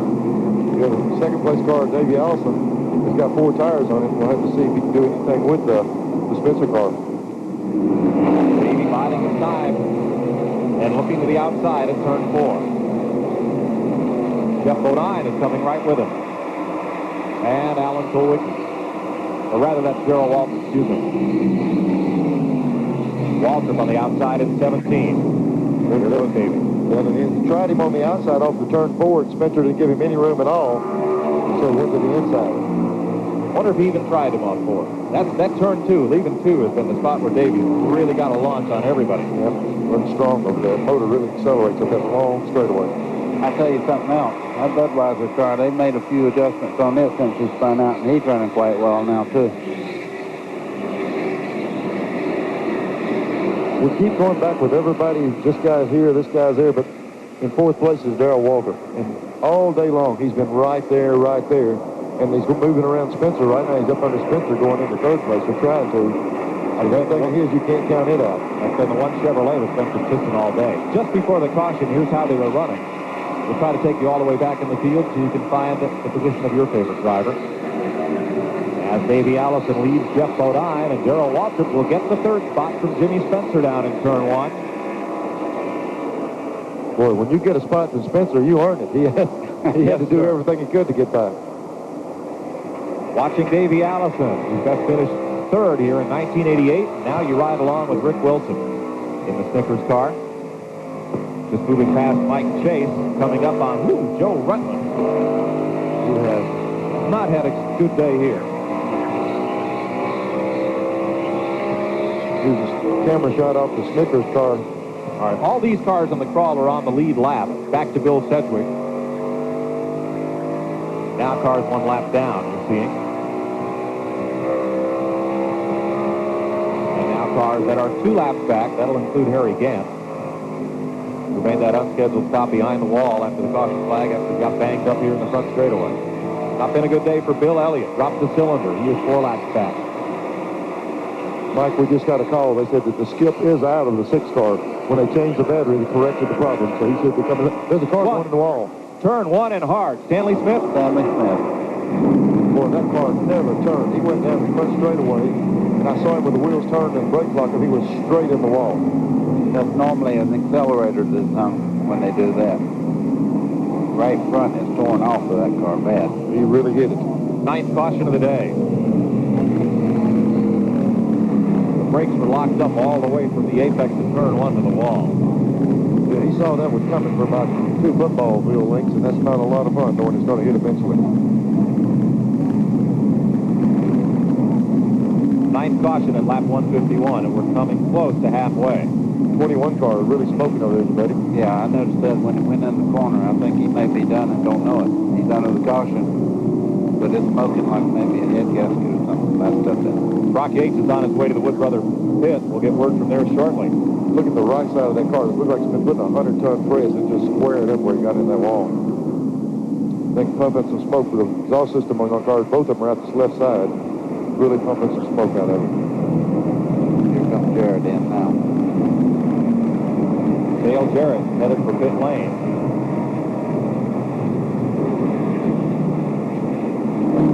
Leonard Wood and the guys will have to jump over there and see what Brock Yates is there. Okay, Mike, I'm down here with the Dale Jarrett cars. You can see Leonard Wood and the crew going to work on it. They're lifting the hood. Dale has shut the engine off. Looks like he's unbuckling.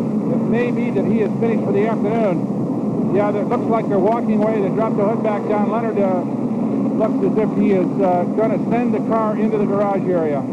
So tough break for Dale Jarrett, who ran so well this afternoon, and obvious disappointment down here in his pit. We'll try to get a word with him, perhaps in the garage area, but they're going to push him in the car into the garage. That's the 3rd of those fast Fords to have trouble. Bill Elliott started on the outside pole, dropped the cylinder early. Mark Martin has had to replace the battery, and now Dale Jarrett is out of the race.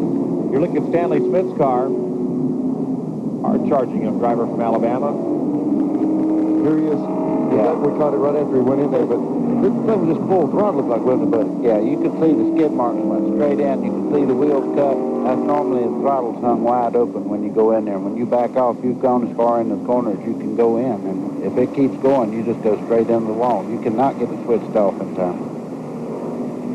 Trying to get the fender wrinkled up there to get that car on the rollback. Brock Yates. Well, Mike, I'm down here with Dale Jarrett. Dale terrific drive up to now, and all of a sudden it's ended. What happened? Something happened in the engine. It smelled like it burned a piston or something. No warning? I was there leading the race. We had picked up a mist off the corner, like the floats were off or something. But it's a shame. This did go forward. It was really running. It was driving great. The guys were doing a great job in the pits. Just wasn't our day. I thought we had a shot. We sure did, too. You great drive so far. We're all disappointed. Thanks. So Dale Jarrett out for the day. Back to you, Mike. Thanks, Brock. 153 laps. Now, if the halfway lap comes up under caution, that will not decide the $10,000 from Gillette. The 5th consecutive green flag lap after halfway would. So we'll wait a little bit. Stand by your phones if you registered for that right guard challenge. Whoever wins the 10 grand, you know that driver's name somebody will get a call. Stand by your sets, because for $10,000, these guys will go crazy. Right. The Grand Prix is worth a lot more than that. Davey Allison leads it. Picking up right where he left off at Rockingham. Jeff Bodine is second. Darrell Waltrip. Good run for Jimmy Spencer today. We didn't run too far under green, but with just 2 fresh tires, Spencer hung right up there. Rusty Wallace in 5th. Alan Kulwicki, Morgan Shepherd, Brett Bodine. Terry Labonte up in the top 10. Good run for the Billy Hagan car today, the Sunoco car. And Sterling Marlin in the 10th spot. Mike, several of these cars here that we just mentioned, the ones that took 2 tires, so that might be an indication of things to come.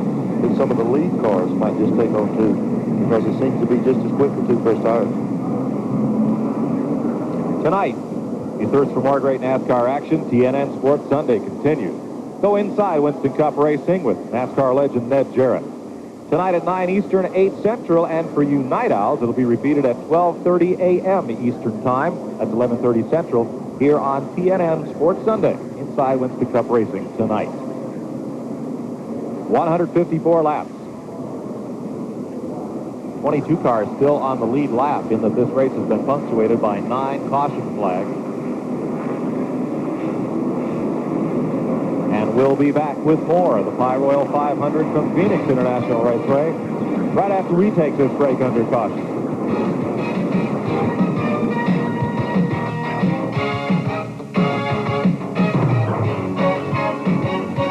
TNN Motorsports live coverage of the Pyroil 500 is being brought to you by the more than 550 AutoZone stores across America. AutoZone, the right parts at the right price.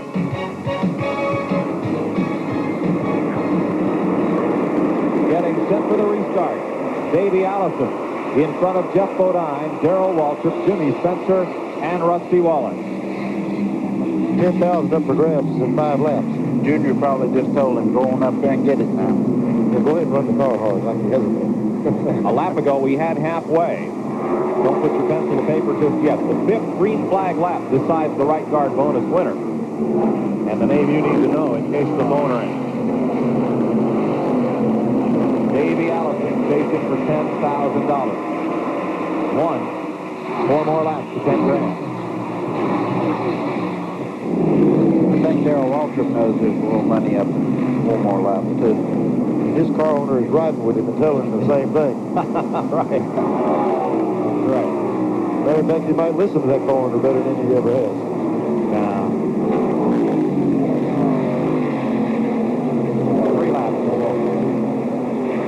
Well, you know, we touched on it earlier about Davey's car. Anytime all season, the last half of the season, if they get that car just close to right, he's able to drive away from the field. And they've worked on it, and man, I'll tell you, he's going to be tough the rest of the day. I'm going to tell you something else. Had he not had a lousy start on the season this year, Earnhardt would have somebody to battle with for the championship also. That car has been a rocket ship the second half of the season.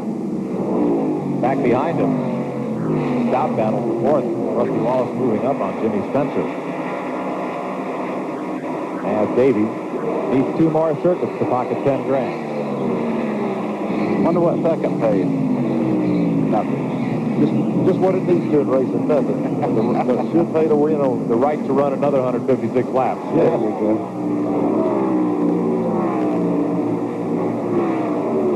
Lap and a half for Davey.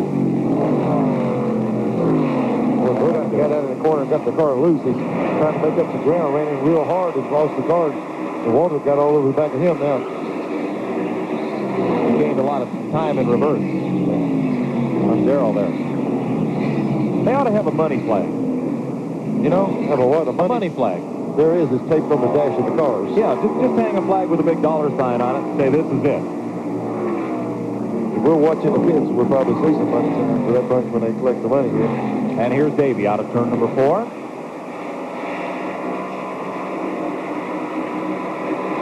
For the halftime award.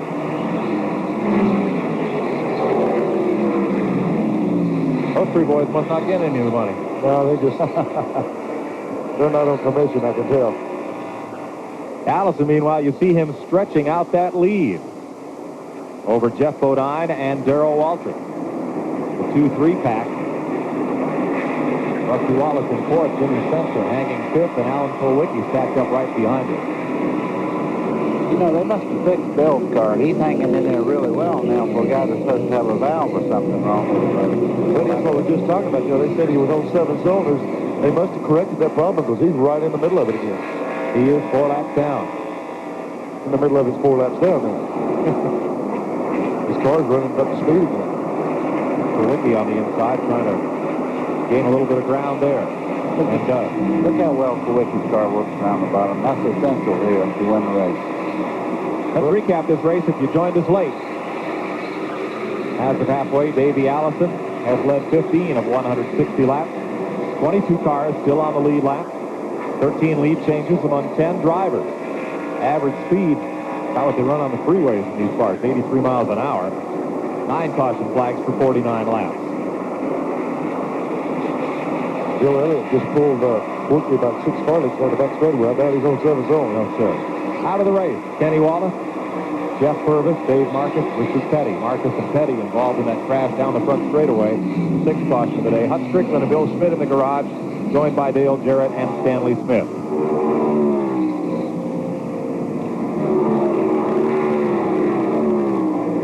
.165 laps showing now. And the lead, 1.3 seconds for Davey Allison. Good tight battle behind him.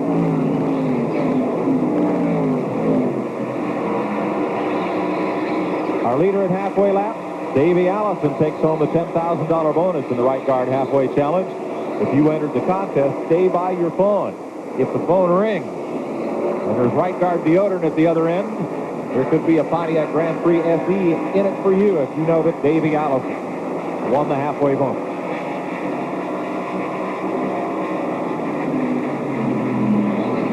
We just got a call, Mike, from the detective in the Elliott's pit, and they said they're still having a problem, but it sure looks better, because they said they are having a problem. Let's have a look here at 11th spot where Dale Earnhardt gets up and underneath Terry Labonte. Rick Wilson right with them. You see the antenna on the roof of Wilson's car.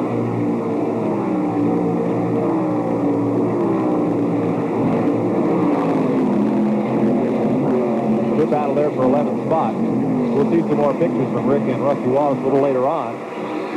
Helicopter that we use to transmit the signal from the in-car back down to our production facility. That copter's making a pit stop for fuel. We'll get it back up in a minute. You see Earnhardt just driving along there biding his time now. He's running about as well as most of the other cars out there. He just has lousy track position right now. From Earnhardt, look back for Ricky Rudd. Dale is 12th. Ricky is 16th. And he's trying to get by some cars right now. Both those Hendrick cars have run well today, but track position is so important. Well, that 3 cars, like, you ever seen that old thing where they got the donkey with the carrot out in front of him? Anytime that 3's ahead of him, you can see he's trying to close the gap up all the time. Rudd is 16th. Yep. Trying to close, and that's a tall order today. Eric Cobright was strong at the start of the race. Schrader and Bobby Hamilton, who's had a really tremendous rookie season. Battling Ted Musgrave for that rookie title. This car's not doing like they want to. With that one slid out real wide. That don't mean a thing. He does it all the time. Let's pick up a 5th spot, where Jimmy Spencer is trying to hold off a determined Alan Kulwicki and Mark Martin. Now remember, Martin had that long stop to replace the battery. He is 1 lap down. But Kulwicki is right there in 6th place. Mike, if he replaced the battery in 1 lap, that's a new record. I'm telling you, they did a good job to be able to get that out there and change it that quick, and it just took 1 lap. Under caution. Jimmy Spencer's running a great race, and he's one of the guys that will not have the same sponsor next year. Banker's leaving him, and I tell you what, Travis and all the boys on that car are doing a great job, and Jimmy's driving the heck out of it. I hope somebody, picks him up and goes with him next year. I hate to see good teams get torn apart. I don't think there's a harder charger here than Jimmy Spencer, and that includes Earnhardt and everybody. Coming down the front straightaway, everybody probably saw Mark Martin throw his hand up and wave. He just got around Alan Kulwicki. Kulwicki had tried repeatedly to pass the 98 car and couldn't do it. So he pulled over, let the 6 car by, and Mark waved to him, kind of thing, so let me give it a shot. So now he's going to work on Spencer, see if he can do anything with it. That's not a bad move on Kulwicki's part, because if Martin can get up under there and open a hole up, Kulwicki might follow him through. Just like anything else, you stick your foot in the door, you're going in. Once he opens the door, he's going with it. Well, they got to catch him first before they can make a big move. Well, you just got to have a big foot to get that doors off. Here's a kid with a big foot, Davey Allison.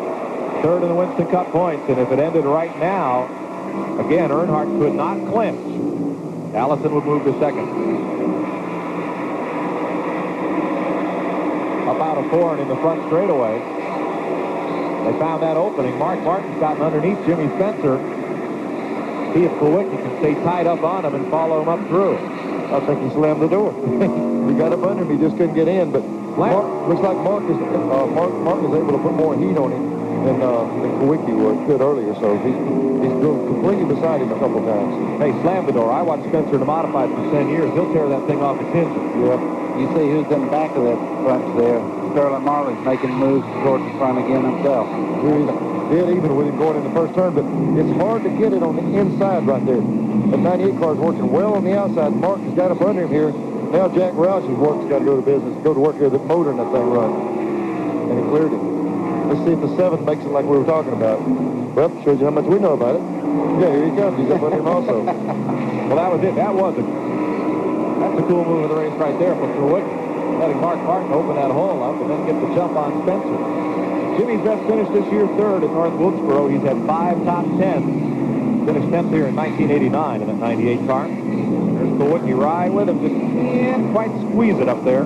Seemed like a good move. Yeah. Sterling Marlin right behind him. Let's go to Brock. Well, Mike, I'm down here in the infield track hospital, and I've got some good news for both Bill Smith fans up in Redding, California, and Stanley Smith pals down in Alabama. They both came in here and got checked out. The track doctor just told me that they're fine. In fact, Joe Schmidt left just a moment ago. There comes Donnie Allison, Stanley's car owner, just walked out. He gave me the high sign, and I think both these guys are just fine. They got shaken up. They both hit the fence pretty darn hard, but they're going to be all right. That's good news for everybody. Thank you, Brock. Yesterday, they ran the NASCAR Southwest Tour here, a great race that you'll see on TNN in March. Some great in-car pictures from Roy Testa's car. And here's a wreck up in turn 2. Larry Pearson has hit the wall. To finish that, Testa hit the wall hard, and we've just been informed he's been released today from St. Joseph's Hospital and was headed out here to the racetrack to watch the show today. Glad he's okay. Boy, that is good news. He took the lick. Larry Pearson in the wall. That'll be caution flag number 10 at lap 178. Under yellow, we'll be right back to Phoenix after this.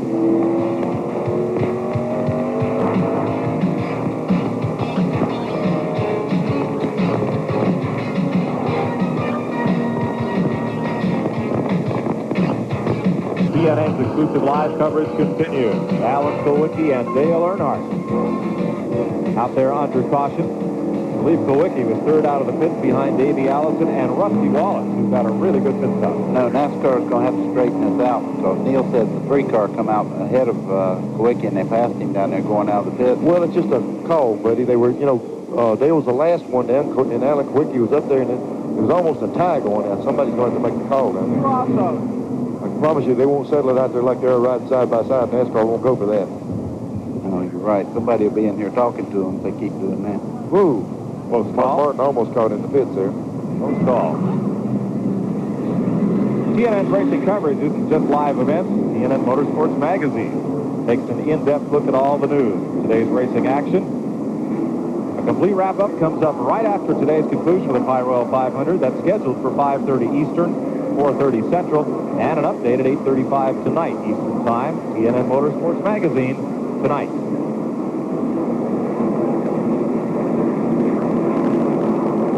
181 laps.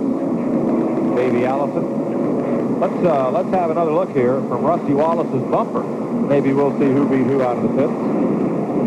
Now here's Kulwicki, who's pitted way up the lane. Here comes Earnhardt out. But they measure it at the yellow line, right at the end of pit lane. And if Earnhardt has that last pit, all he has to do is put the car in gear. Yeah, he was setting the last pit. That's where the big argument was. It's hard to tell. So it's up to NASCAR official down there at the end of pit road, who I believe is Jimmy Cox, who beat who over that line to get the spot on the restart. Well, I can see that Earnhardt must have won it all the way around because he's up in third spot now, and they have Kulwicki behind him.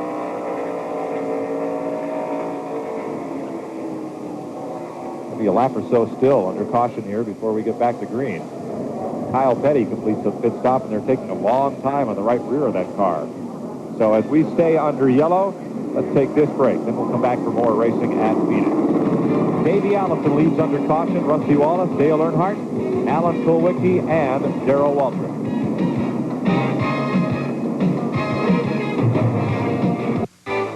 Due to TNN Motorsports Tower at Phoenix International. No, it's not. Indian Ruins outside of Greater Phoenix. Got to do a little sightseeing this week. A lot of sightseeing here at the Speedway today. 184 laps. Let's have another look at that race down pit road. Not much a race because of the speed limit, but Alan Kulwicki, left side of your screen. See Earnhardt on the right side? All he's got to do is put the car in gear, and that will give him the position coming out of the pits. They measure it right at that line. Jimmy Cox made the call. It was a good one. Like everybody would say, why would that be the case? But if you ended up pitted on the top of pit road, that's why they've got the big. They get in earlier, but they have to accelerate out, so it's a disadvantage right then.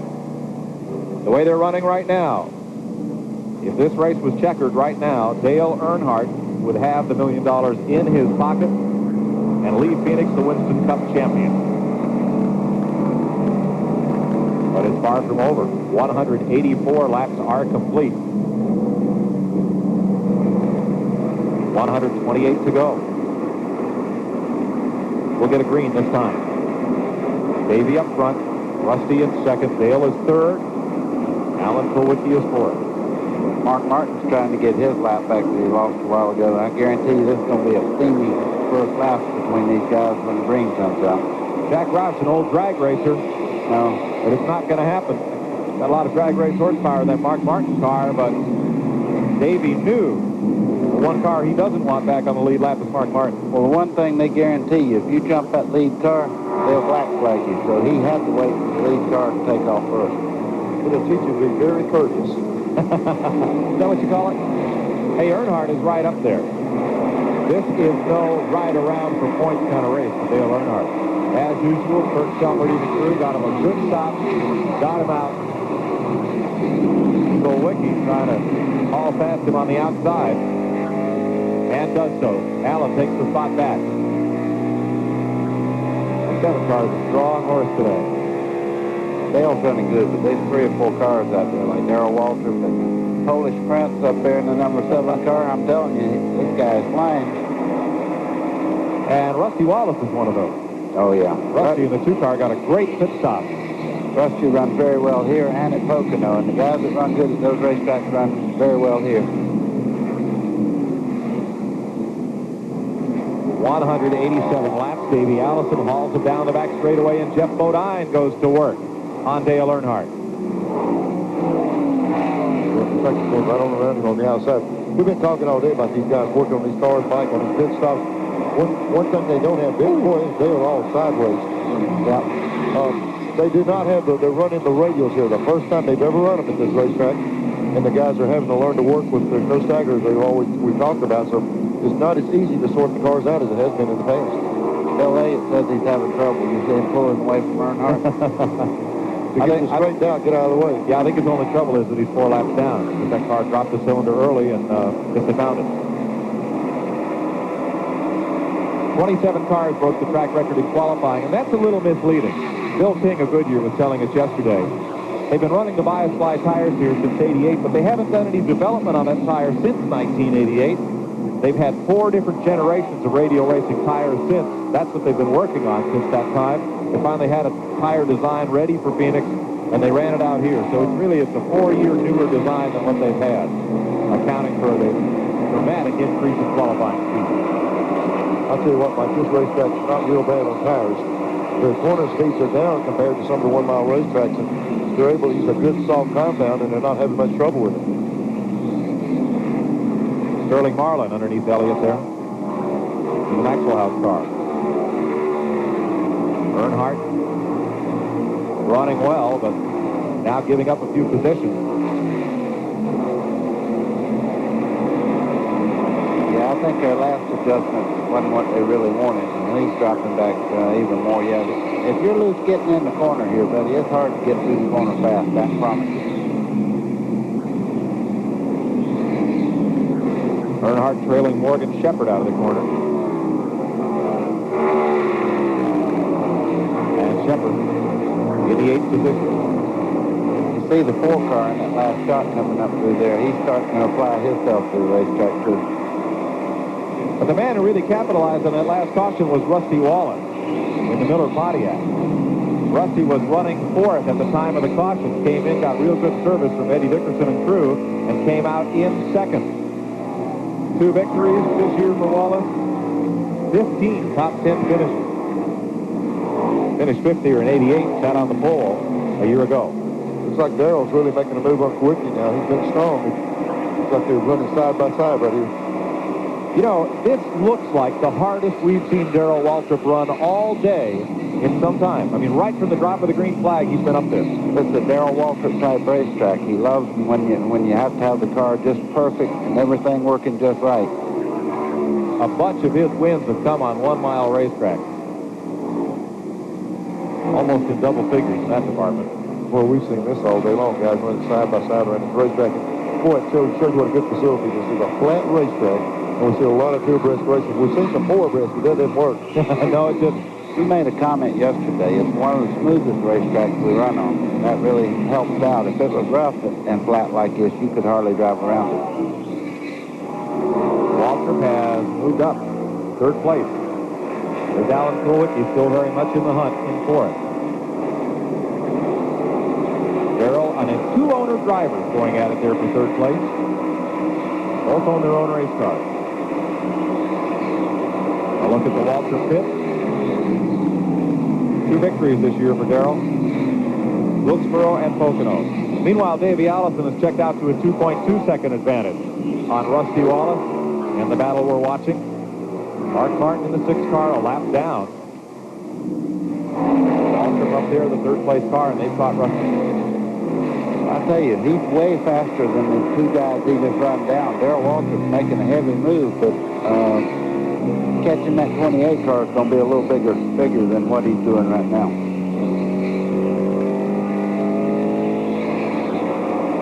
Have a look back where Rick Wilson and Mike Waltrip battle. Terry Labonte part of that picture. And Brett Bodine. Good race back here at 11th place. Mike Waltrip in the Pennzoil car. And now you see from the roof cam of Rick Wilson. These guys are best friends during the week. They play golf together and everything, but boy, do they race hard against each other. Run hard, play hard. That's it. There's a little kink in that back straightaway. See, Mike didn't leave Rick a whole lot of room there. Now. Or here. That's close.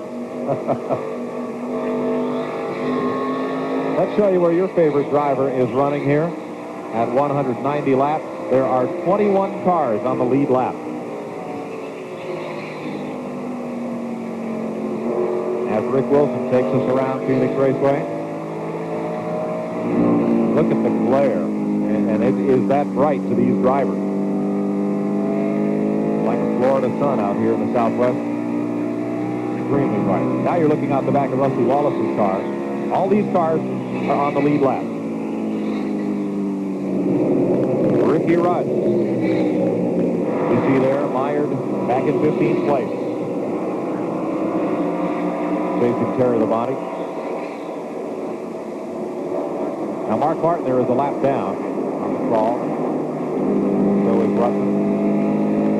And all the cars back through Harry Gant there 2 laps down. Dale Earnhardt backing up a little bit here. He is now the 10th place car after taking that restart in third. Here's Glenn. Well, Richard Childress, you've been chasing the handle on that thing all day long. It looks like he's still backing up. What's he saying? Well, we must have just missed the spring and shock combination. We made a lot of changes and still can't get the car right in the center of the corner, and it's just hurting him off the corner. Well, by having running radial tires, if you can't change the stagger of the tires, what do you do? How do you fight this thing? Well, we've been working with air pressure and putting a little wedge in it, stuff like that, trying to make it better. Has anybody got anything for that 28 car? It don't look like they have right now. He's running some real good laps. Okay, they've done about all they can do. It's up to Dale now just to ride the thing out. I think the key in what Richard Silver said were the words right now. Nobody's got anything for him right now. The track doesn't seem to change much, but it seems the setups do on pit stop. Davey Allison there, the race leader. You know, you've got to be close enough when the race starts. Just like we saw Davey Allison, his 28 car. He wasn't right when the race started, but they were workable enough. They got it right. In Dale's case, it looks like they had, like Richard said, the wrong springs or the wrong shocks. You can't overcome that, and they're going to be in for a long day. Well, some folks thought Davey might have used up all his luck this week flying out here. Had to make an emergency landing when smoke filled the cockpit of his airplane. Well, I'll tell you what he should have done. He should have flew out here in that little 28. It seems to be faster than his airplane was. He's flying right now. If the race ended now, Earnhardt would have a virtual clinch of the title. He'd still have to start up at Atlanta. But that's all. He could finish dead last and still be the Winston Cup champion. The way they're running right now. Davey Allison has a 3.4-second lead in the Haviland Thunderbird. Davey with 12 Winston Cup victories, 8 of those with car owner Robert Yates. Battle on back at 8th spot. Morgan Shepherd and Jimmy Spencer. Meanwhile, Darrell Waltrip has passed Rusty Wallace for second place. Just slipped underneath him and went on. Yeah, going on he is. You know, it seemed like he ran him down pretty quick, and Darrell looks like it. You know, when he comes off the corner, he's really able to make a run away from it. Not much question that Darrell Waltrip is first in class today among the GM cars. What a tough bunch of Fords he's got to battle. Neil, did you see the different lines the two cars took off that corner? Darrell's going up in the middle of the corner, cutting back across and coming very low off, and Rusty almost gets into the wall coming off the corner. Yeah, Darrell's really got the car handling. Darrell Waltrip, who owns his own race team, and Rusty Wallace, who owns about a quarter of his, with Roger Penske and Don Miller. Ernie Irvin has just gone by Jeff Bodine, just outside the top 5. Is that Mark Martin? Just dipped the pit road there. And as we said near the top of the show, this will kill you. Coming down pit road at the speed limit under green. Martin was trying to get his one lap back, and he'll almost certainly go 2 down with this stop. We are 206 laps in, 106 laps to go at Phoenix International Raceway in the next to last race of the Winston Cup Tour for 1991. CNN coverage of the Pyroil 500 continues after this.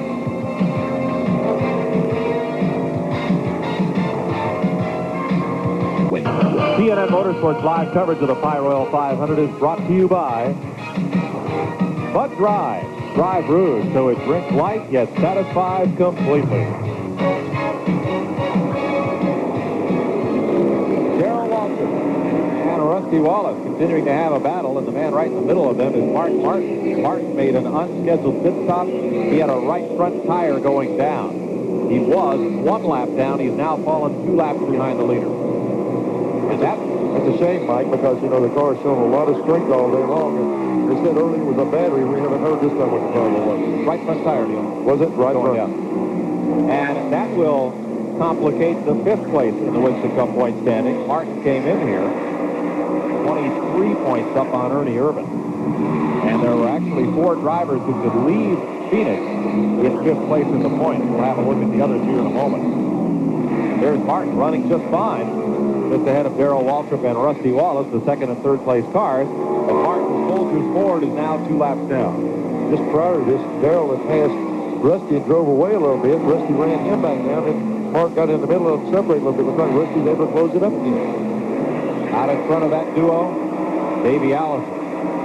Behind him, Alan Kulwicki in 4th. Sterling Marlin in 5th. Ernie Irvin 6th. be on the bottom of the racetrack coming.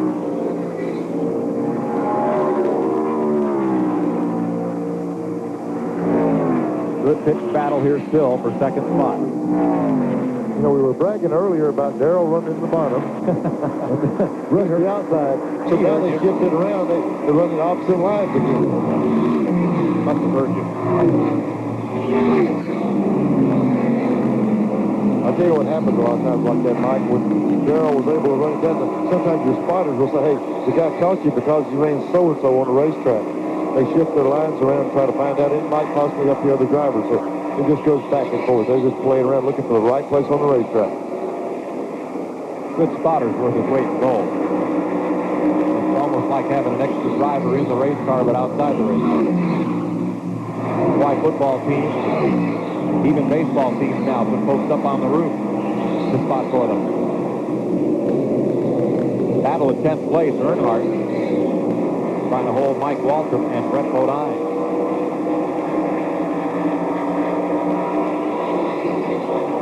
Earnhardt running 10th. We're following the points. Ricky Rudd right now is in 15th. Davey Allison, of course, leading this race, and Harry Gant 2 laps back. Boy, here are 20 cars in the lead lap at this point. They can really go back and forth, you know, on each one of these caution flags that are coming out. Exactly. There's Earnhardt, and here's Ricky Rudd in 15th place, right behind Terry Labonte. The big thing with Rudd, you know, Earnhardt started up there in third and fell back. Rudd missed, for whatever the reason, missed that caution and had to come around an extra lap.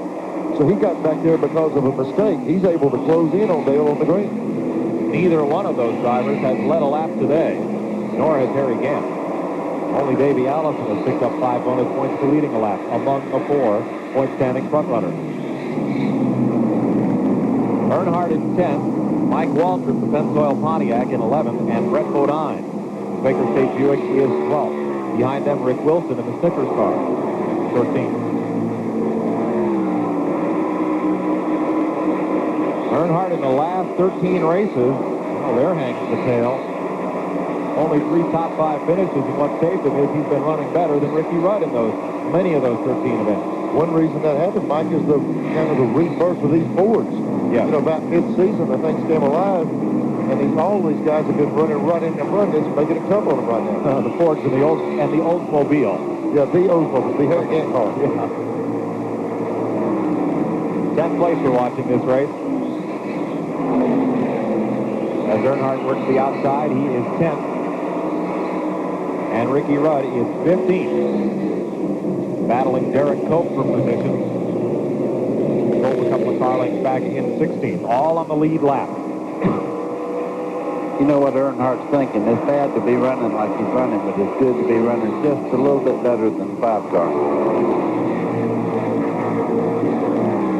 I'll tell you what, he's going to have a chance for with Mike Waltrip and Brett Bodine here in just a few laps. They ran him down on a good way back, so he's going to have his work cut out for him just holding these guys off. Mike Waltrip coming strong. Another of the teams. Everybody thought, you know, when will they win that first race? It's got to be right around the corner. If the race ended right now, Earnhardt would put away the Winston Cup championship by just mashing the starter button in Atlanta on the starting grid. But look what a turnaround for second and third place we had in this race. Davey Allison has run so well in these last few weeks. And a team meeting down to Davey Allison pit. You know, I got something to tell you. Since McReynolds has joined Davey Allison's car, they have 11 top 5 finishes, 15 top 10, 5 wins counting the Winston. Wow. That was Larry McReynolds on the right side of the screen. Davey and Robert Yates will be the first ones to tell you that was a big key factor in this big turnaround they've had. Yeah, Robert's not bashful. He says, my thing is horsepower. Well, his thing is a bunch of horsepower. Yeah. He's always had that power, and when you have that kind of horsepower, Robert Yates, it makes it that much harder to put it to the ground. A good, strong motor is harder to hook up than a weak one, and it's taken somebody like Larry McReynolds to really get a hold of that car. Excellent point, and they have done a fabulous job with it. Davey Allison is the leader. Waltrip, Wallace, Kulwicki, and Marlin. That's the front 5, 3 Fords and 2 GM cars. Ernie Irvin in 6th, trying to move up in the points. Jeff Bodine, Morgan Shepherd, Jimmy Spencer, and there's Earnhardt in 10th. Mike Waltrip, Brett Bodine, and Rick Wilson, Terry Labonte, Ricky Rudd is 15th. To round out the top 20, the rest of the cars on the lead lap. Derek Tope, Bobby Hamilton, Ted Musgrave, Ken Schrader, and Kyle Petty. 225 laps down. We'll be back. Welcome back to Phoenix. Mike Joy with Buddy Baker and Neil Bonnet. Rob Yates and Glenn Jarrett on pit road today for TNN. While we were away, Mike Waltrip spun up in turn number 2, spun down to the inside. No caution, no harm, and he's back running again, but he's fallen out of that battle for 11th place. Well, you'll soon see a new Pontiac Grand Prix SE driving the streets of Eustis, Florida. Danny Hurlin knew that Davey Allison was the leader of the halfway bonus. Davey gets 10 grand. Danny gets a new Pontiac Grand Prix. Next Gillette Challenge at Atlanta. Entries now being accepted on the 900 number. Or you can send your name and phone number to Right Guard Halfway Challenge, Box 9, Hackensack, New Jersey. Mike Waltrip came in. He spun, as we were talking about while we were away. He looped and went down through the grass. He didn't hit anything, but here he is. He's got to have 4 tires on it. Let's show you what happened while we were in break from Rick Wilson's car. Those two were battling for position. He just lost her right there. Just got away from him. Luckily, he missed that wall that everybody else has been getting into, and he's down in the grass. Mike Waltrip comes out of the pit. Meanwhile, Davey Allison has opened up a lead. He's halfway to Tucson, 23 seconds out ahead of Darrell Waltrip. Mike, what's crazy thing could happen here is we're about 30 laps away from a green flag stop. He's got the capabilities of lapping some of these guys who are in the points battle. And here's a couple of them. Earnhardt now racing Brett Bodine for 10th place. 20 cars make that 17 cars on the lead lap. Did you see Dale stick his hand out in motion to the inside? That's what's really uncharacteristic about today. You know, Brett tried to get around. He stuck his hand out, told him to try it on the inside. He's been moving over more, you know, really giving guys a lot of room, and that just doesn't seem like the guy that we're used to seeing in that little black car. Well, we're not used to seeing him race one day for $1 million. That's right. I promise you, Richard Childress, those guys know a lot more about it than I do. Well, he might have motioned him by, but he didn't let him go anywhere. He might have been kidding. Yeah, but he is giving the inside lane. There he goes. Now, he's going to motion you by there, but he's not going to park you. You're going to have to go on by everybody. You bet. You know, the neat deal about that, I mean, that's a spot coming off that corner where his car's not that good. He found a place to show Brett Bodine where to pass, where it wouldn't hurt his run at all. Earnhardt is still running the same laps he was, and yet Brett Bodine was able to move on by, move up and challenge. That change is at 10th place.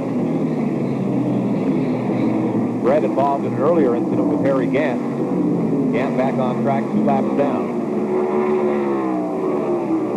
Now they've lapped rookie Ted Musgrave and Kenny Schrader, along with Kyle Petty and Bill Sedgwick. 16 cars are showing on the lead lap.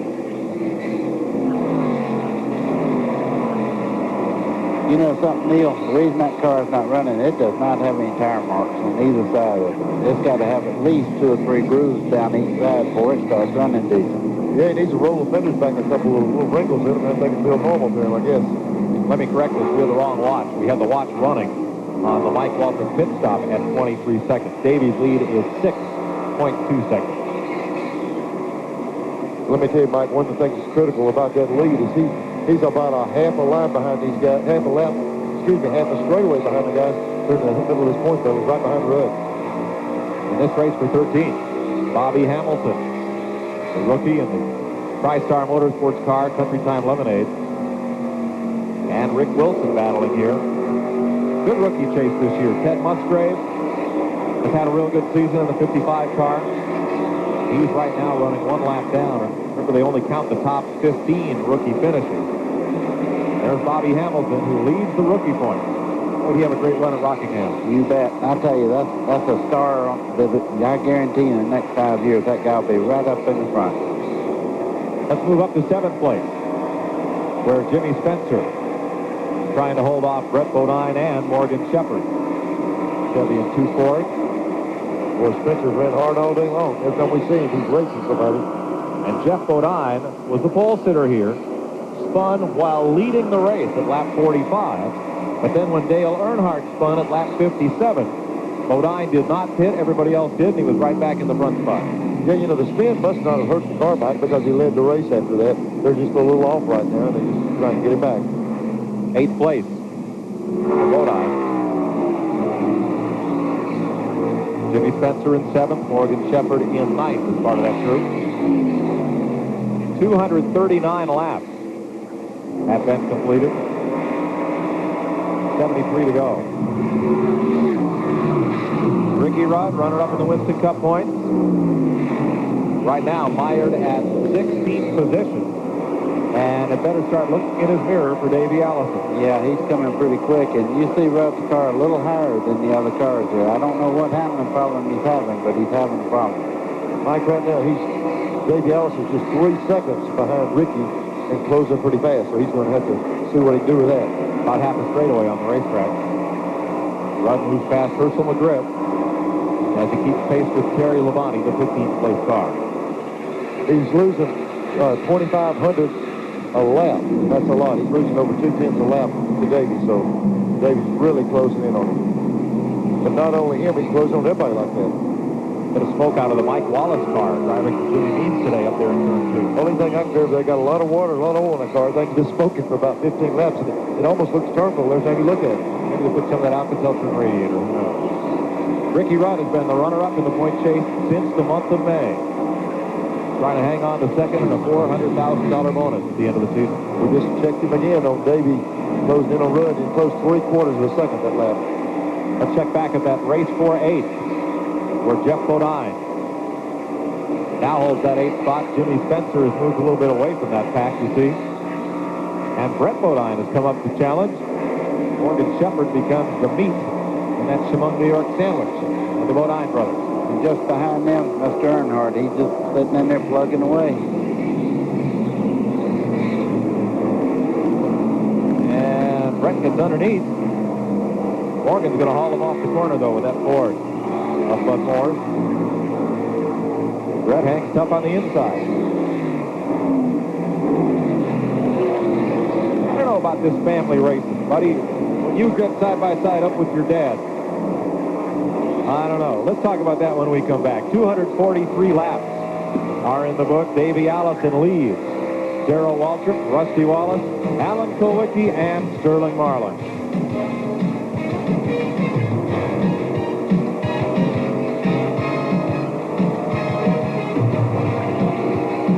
Now, he's already put Ricky Rudd 1 lap down, and that could get very expensive, Neil. Mike, that really enhances his chances of finishing second in the points, which is $105,000 difference between second and third. They put Rudd down, and I'm sure Childress and those guys are telling Earnhardt that. Now we got to see if Earnhardt is 4.4 seconds ahead of him. Now Dale's got to try to stay in that same lap with him. He's got his work cut out for him to do that, though. And we're about 10 laps away from green flag pit stops for the first time today. Remember, the speed limit on pit road will affect that. You know, when we made the big comment a while ago about the 94 backing out, these guys know that these guys are racing for the national championship. They give them every chance in the world to race for it. Yeah, buddy, we just talked earlier about Earnhardt riding along. Look here now. Here we see Earnhardt wiggling the car, jumping down it. He had not tried to pass any of these cars. Rudd goes a lap down. They call him and say, hey, look, Davey's coming. He just took 10th place, and now he's running the car harder than he has all day. He's got a lot to gain by staying ahead of Davey, but Davey's closing about a half a second a lap on him. Well, now that's Dale Earnhardt in the car. Not sure who was running in at the first 200 laps, but this is the Dale Earnhardt we know. And here he comes. But boy, that inside, there's another car, the 10 car coming right up on him. But boy, he's losing time every lap to Davey. But I just about bet you he's pedaling as hard as he can go right now. You bet. Have a look back through the field here. The first 14 cars are on the lead lap.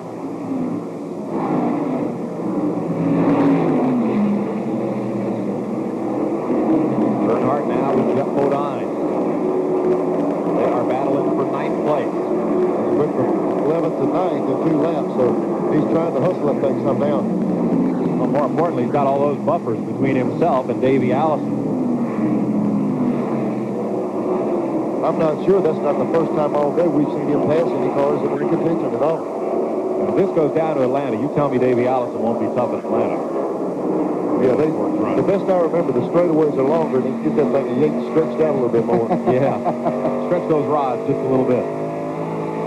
We were talking before we went to break about the Bodine brothers battling and the three Wallace brothers in this race. And, buddy, when you'd run against your dad, you ever get any hard feelings, any momentary or long-lasting kind of thing? Oh, no, I didn't give my dad a bit of trouble. I'll tell you what. I like having my teeth just where they're in my face, you know. The other thing was, I was lucky. My dad was national champion when I was learning, and when I got good enough, he was ready to quit. Pit stops are beginning. Kyle Petty is on pit road, and here is Jeff Bodine. Bodine, the 13th place car, will fall off the lead lap. So will Mike Waltrip, and Rusty Wallace is pinning. Brock Yates is there. Okay, Mike, down with the 11 cars. Junior Johnson and the boys go to work. Junior checking the front of the car, some debris in there. No change in the chassis. They're coming around to get the left side tires. That's the first stop among the quick guys under green. We'll see how they do as the final lug nuts are snapped into place here, and Jeff Bodine off the Jackson underway. Good stop, 22.3 seconds for 4 tires and fuel. Rusty Wallace is in. Rick Wilson on pit road. Sterling Marlin comes in. And they're pulling out the fender on Rusty's car. He might have banged the wall. They just said he just tagged the wall up here. They had to come in and get the fender straightened out on it also. Sterling Marlin getting service from Mike Beam's crew. You talk about mixing things up. If the yellow come out right now with all these cars making a stop under the green, Buddy, I bet you'll see Earnhardt and Rudd sticking their stock as long as they ever have. They have got to try to stay out there. Even if Davey comes in, they need to stay out there in case that caution comes out. Rudd has really got to gamble because he's behind Davey right now. Gas, tires, and 2 rounds of ice for Sterling Marlin. Alan Kulwicki is in the pit lane. And Jimmy Spencer. First green flag pit stops we've had today of a scheduled note.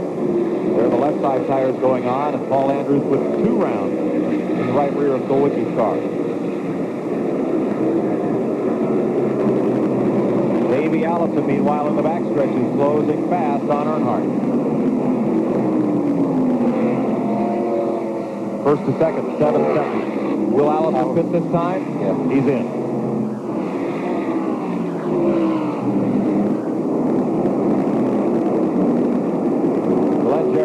In the Davey Allison pit. You're right, Mike. It looks like they're running 5 miles an hour. Glenn? Okay, guys, they're ready and waiting as Davey Allison brings the 28 Ford into the pits now. This will be a 4-tire change. Don't look for any chassis adjustment, anything out of the ordinary. They've been ready for quite some time. That little meeting that they had way back about lap 225 was discussing just this right here to bring him in on lap 257. So thus far, everything is going exactly as planned. He's got the right side done, the left side run. He's down and away. Good pit stop. He and Rudd finished their pit stop as Waltrip and Earnhardt come on to pit road. Brock Yates? Okay, Mike, here comes your second place car. Gerald Waltrip, Jeff Hannum, and the boys go to work. See how they do with the boss. Obviously, it's like everybody else. They're going to take 4 fresh Goodyears. No apparent chassis change. Fuel going on board. Good quick stop so far. Remember, though, that Harry Gant stop last time at Rockingham was just a little glitch, and it took him out of contention. So far, so good. Done off the Jack. Good stop. Dale Earnhardt goes back on the track. They banged around on the rear spoiler on Earnhardt's car a bit. Boy, the key to that is Earnhardt got out, and Davey's behind him. They actually gained some ground on Davey. Davey was about 50 yards behind him, and there he's got about a half a straightaway. So the crew in Earnhardt's bunch there really got him in and out of the pits in a hurry. That pit crew will have a lot to do with Earnhardt winning this championship if he does so. Not just today, but all season long. they call them the junkyard dogs, and I tell you what, they perform when it counts. Kenny Schrader and Harry Gann on pit road, neither a factor at this point. Ernie Irvin will pit the Kodak car. He had moved up to second place.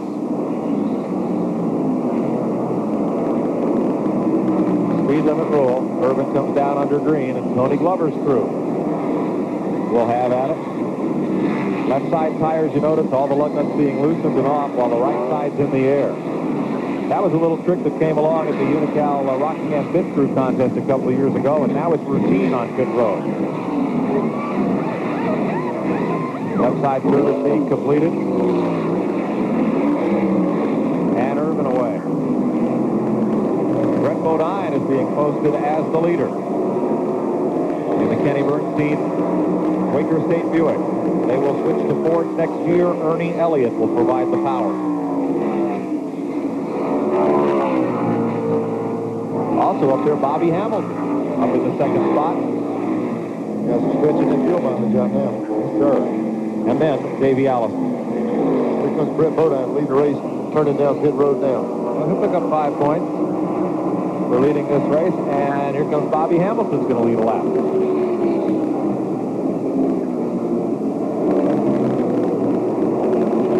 Well, you can bet those guys stretched and hoping to catch that caution, and it didn't come, so now they're going to have the stickers tires on.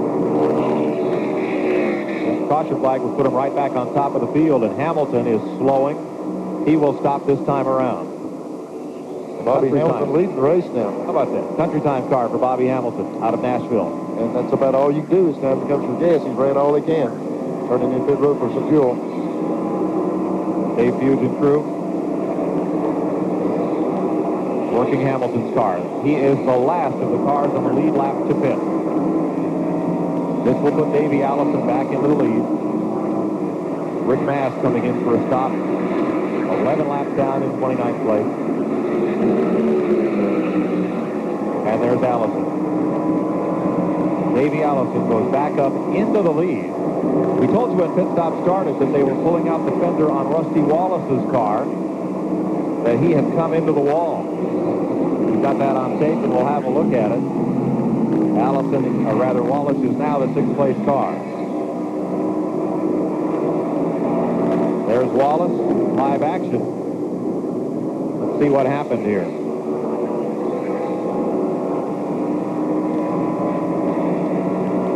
Bang. Right there off turn 2 where everybody's had trouble. He took a good chunk out of it. You know, it looked like he was looking at the lap car and was run right into it. From the bumper cam. Yellow. That don't tell much except a pretty good lick. Must be a heavy-duty camera we have in the car today. Took a pretty good jolt. Doesn't seem to have hurt his speed. No, Rusty's right back up there. He's in 5th place right now. Now that green flag pit stops are completed among the leaders, let's set the field for you. Davey Allison is back in the lead. Darrell Waltrip is the 2nd place car. Sterling Marlin had a good stop. He is 3rd. Alan Kulwicki is 4th. Rusty Wallace is 5th. Ernie Irvin 6th. Jimmy Spencer 7th, having a good run today. 8th, Jeff Bodine. 9th, Dale Earnhardt. And 10th, the rookie driver, Ted Musgrave. Let's pick up this race for 3rd as Kulwicki moves up and under Sterling Marlin. This is what I tell you about Kulwicki's car here. Do you notice the way he just turned? Right up beside the guy. Watch him right here. If they start in Sterling to pull a little bit, now he'll pull right back up on him. He can stay low and get after it. One of the best chassis men in the garage area. I'd say he does it all himself. I understand that he asks the guys to turn their backs when he does some things on the car. Could be. 267 laps down. 55 to go here at Phoenix. Davey Allison leading Darrell Waltrip, Alan Kulwicki, Sterling Marlin, and Rusty Wallace. We'll be right back.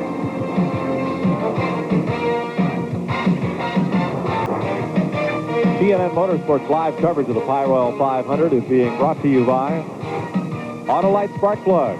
Guaranteed for 2 years, no matter how far you go.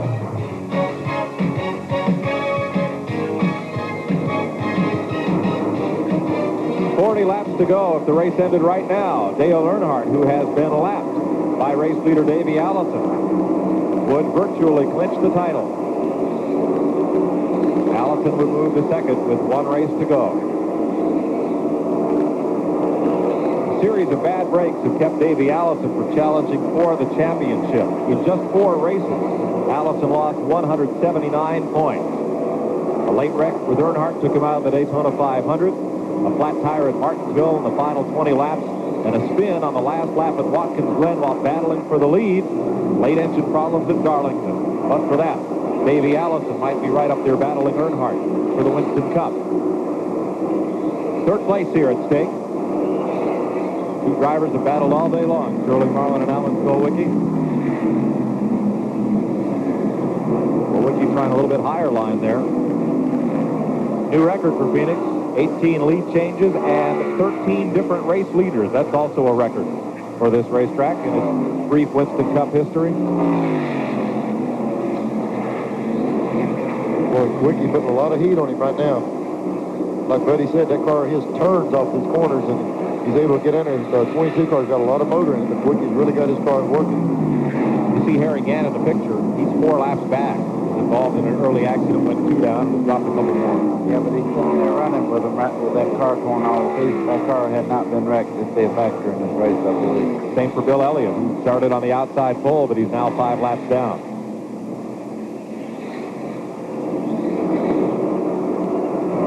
That's the race for third. Let's have a look back at 11th spot. Morgan Shepherd and Ricky Rudd are a lap down, but fighting hard. On the lead lap, there are 8 cars, and may about to be 7.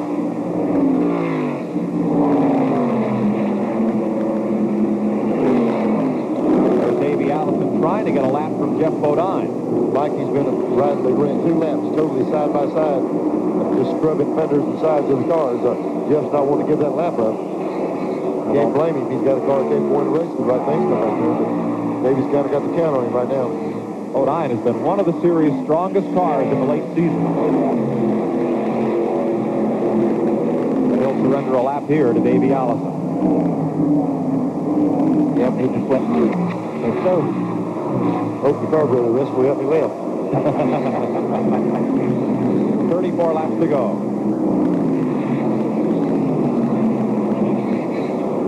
Davey Allison stretching things out on Darrell Waltrip. The second place car is a straightaway behind the leader. Pick up that battle back at 11th for Morgan Shepherd. Runs in 11th, and Ricky Rudd, he is 12th. Remember, Earnhardt is in 9th place and is also 1 lap down. Move past Herschel McGriff. McGriff, what a story. Won the Mexican road race in 1950. Took the same car to Darlington, finished in the top 10, and he is still very, very competitive at the age of 63. Still loves to drive that race car, I tell you. Does it well. Now, Rudd's got to rake and scrape and scratch right here to get everything he can, because this thing's not over. If he can go to Atlanta and have a good shape, he can still get back to old Davey, but if he falls back much further, Davey's going to have a good cushion on him for Atlanta. Right.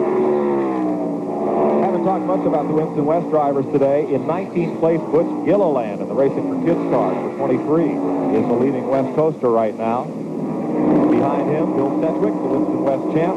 Mike Chase, 25th spot. Herschel McGriff is running 27th. 4 of the 7 West Coast drivers still competing. They have 59 cars come out here to qualify, most in state known. Mike, while we're watching this Ford Chevrolet out here, the manufacturer's championship is a big thing in the circuit. And right now, if it ends with these 3 Fords, they pay the first 3 positions. If it ends like that, it'll be Chevy 178, Ford 172. That'll be the closest it's been all season, and that will go down to the wire also. That it will. We are 228 laps in and 30 to go. Davey Allison, a straightaway ahead of Darrell Waltrip. Sterling Marlin and Alan Kulwicki nose to tail. Rusty Wallace in 5th. Ernie Irvin, Jimmy Spencer. Then Jeff Bodine 1 lap down with Dale Earnhardt and Derek Cope. Be right back.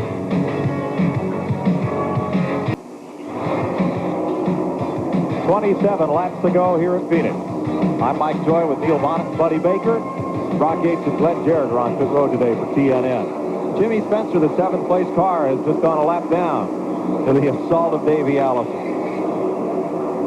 6 cars on the lead lap with Allison are Darrell Waltrip, Sterling Marlin, Alan Kulwicki, Rusty Wallace, and Ernie Irvin. 3rd place, that battle rages on between the 2 Fords. Mark Martin comes to pit lane yet again for an unexpected stop. Well, these 2 guys here have been going in for 100 laps. Kulwicki and Sterling Marlin, and they're so even, one can't get away, the other can't run him down. But they are gaining on Darrell Waltrip, they say. That they are with 25 laps to go. NASCAR record for consecutive starts, Richard Petty, 1971 to 1989, 513 straight races. Guy who comes real close to that record is Bob Latford, the former NASCAR PR guy, and right now the PR man for Anheuser-Busch. And he's worked 350 straight races, missing his first one in a long, long time today, recuperating back in North Carolina. I want to say hello to Bob, the first guy we call when we need to know a fact we don't have, and we miss him. Hope he's back soon. Well, somebody else is not here. Mike Felix Sabatis is down in Fort Lauderdale. He couldn't come. He's down in Fort Lauderdale having to watch the race over TV. I wish there was a better run for him today. Now Kyle Petty flirted around on the tail end of the lead lap for some time. He's presently 2 laps down in 20th. You know, Neil, Darrell Waltrip's dropping off the pace a little bit. Those guys are running him down. I don't know how fast they're catching him, but they are catching up to him. Let's have a look back at 5th place where Rusty Wallace is battling Ernie Irvin.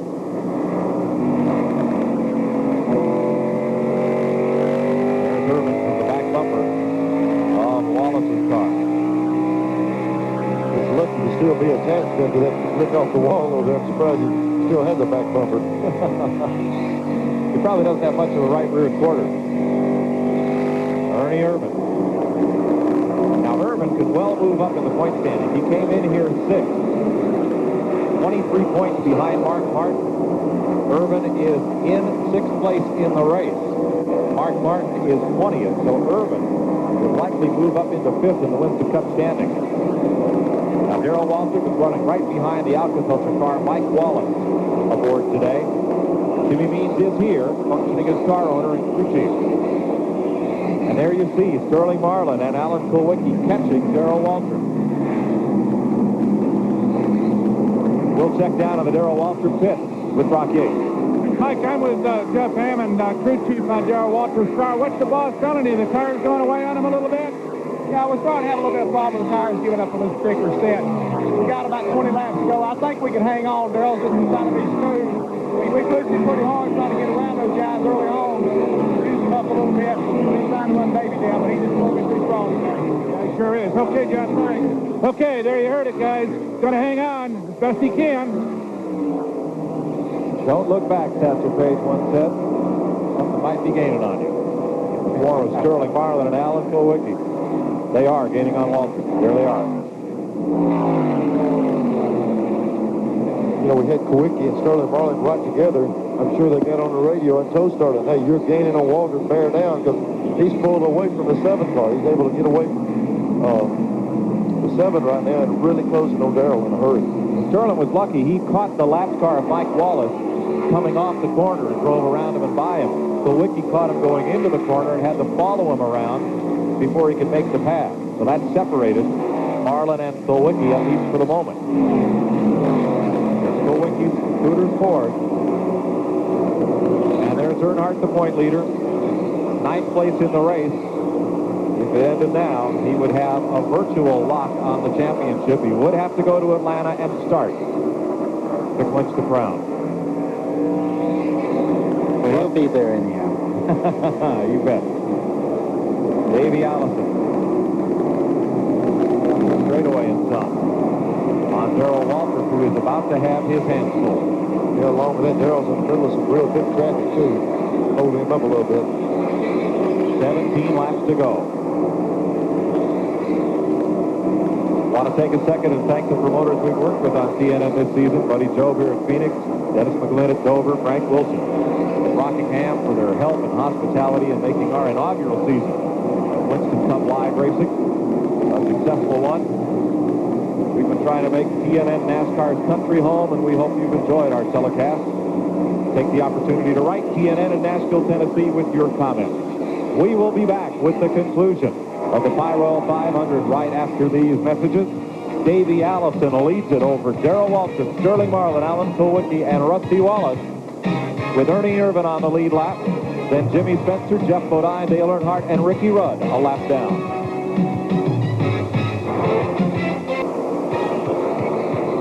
13 laps to go for Davey Allison to notch his 5th win of 1991 and move to 2nd in the Winston Cup point standings. He owns a 10.6-second lead on Darrell Waltrip. Waltrip facing a charging Sterling Marlin. And now Alan Kulwicki remains fourth, but he's fallen back a bit from Marlin in traffic. Rusty Wallace is fifth, Ernie Irvin is sixth. Those cars are on the lead lap. Davey might own a 10-second lead, but it looks like he owns this racetrack. He's high, low, inside traffic, outside, just driving away from him. Where hasn't that car run well lately? There's Waltrip. Now, this won't do much to those manufacturers' standings. They count the best finish of each make of car. And you were right, Neil, when they had those 4 Thunderbirds all lined up. Wasn't going to get a Chevrolet many points today, but now Darrell in second place can add to that. But there are the manufacturers' points. Chevrolet 11 wins, 8 for Ford. Looking for 9 today. 5 wins for the Gantmobile, Pontiac, and Buick. You know, a while ago they said Darrell had used his tires up trying to make a move to get up front. Well, he's the best I know of. Slow down and get those tires back under him and maintain a position of anybody out there. But it looks like he's done that. He's slowed down like you're talking about now. He's actually getting away from Sterling Marlin a little bit. Sterling's not closing on him near as quick as he was earlier. Darrell will be the first to tell you, you've got to go slow to run fast. It's hard to believe, but sometimes slower you go, the faster you can run. Just by not abusing the car, taking care of it. Good and smooth, don't jerk it around, don't jump on the throttle, don't get it sideways off the corner. He's getting all he can get out of it. Here is Waltrip at the stripe, and Sterling Marlin comes past.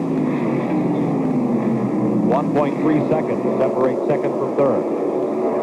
Dale Earnhardt hopes to drive that Goodwrench Lumina up into the truck with the Winston Cup Championship in his pocket. And though it appears that Davey Allison out front, he cannot lock the championship today. He will sew it up and only have to start the Atlanta race. I don't know if they'll let Earnhardt go hunting and fishing for 2 weeks. And if he's got to start that race, he can't get out on those bulldozers and have trouble like he's been having. I'd lock him up for 6 days. Take a pretty hard cage. 13 days. Second to third now, 1.26 seconds. Waltrip back to Marlin. 8 laps to go. The combination of Davey Allison, driver, Robert Yates, owner and engine builder, Larry McReynolds, chassis specialist, has really paid off for this team. There's Darrell Waltrip moving up to lap Morgan Shepherd in second, and there's Sterling Marlin coming into the picture. Second and third, just that far apart, and that's well back of the leader. 11 seconds behind this man, Davey Allison. 1 lap down, we've got Jimmy Spencer in 6th, Jeff Bodine in 7th, Dale Earnhardt in 8th. Ricky Rudd right behind him in 9th. Morgan Shepherd is there also. Terry Labonte.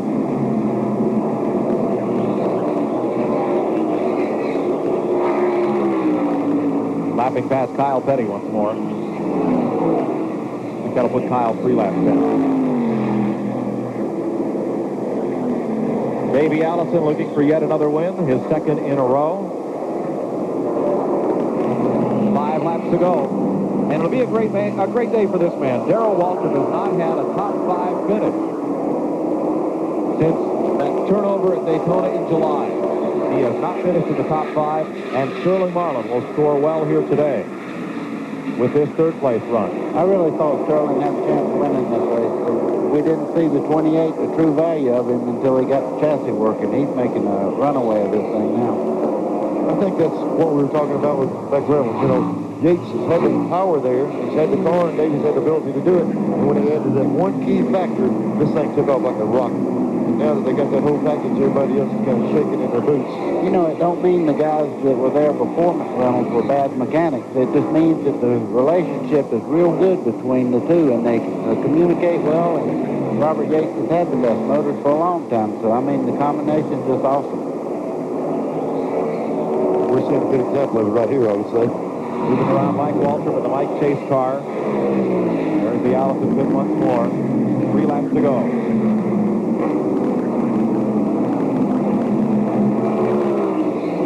Darrell Waltrip will score a personal best. He finishes here at Phoenix. He's been 4th here twice. Never better. They get second today. There's Larry McReynolds, crew chief and chassis specialist on Davey Allison. Worked for the Kenny Bernstein team and a number of drivers before that. has really come into his own right here. Mike, do you think he has a future in racing? If he doesn't, who does? 2 more laps for Allison to notch his 5th win of 1991 among the Winston Cup point races. If you count the Winston All-Star race, that would be 6 victories.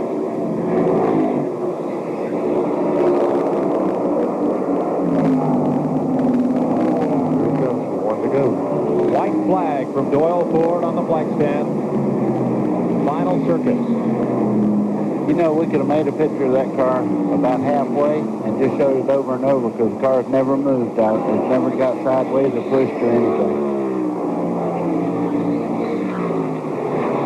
Second place may still be in question. The lap car separates Waltrip from Marlin. Coming out of turn 4. For his 13th career Winston Cup victory, Davey Allison wins the Pyroil 500.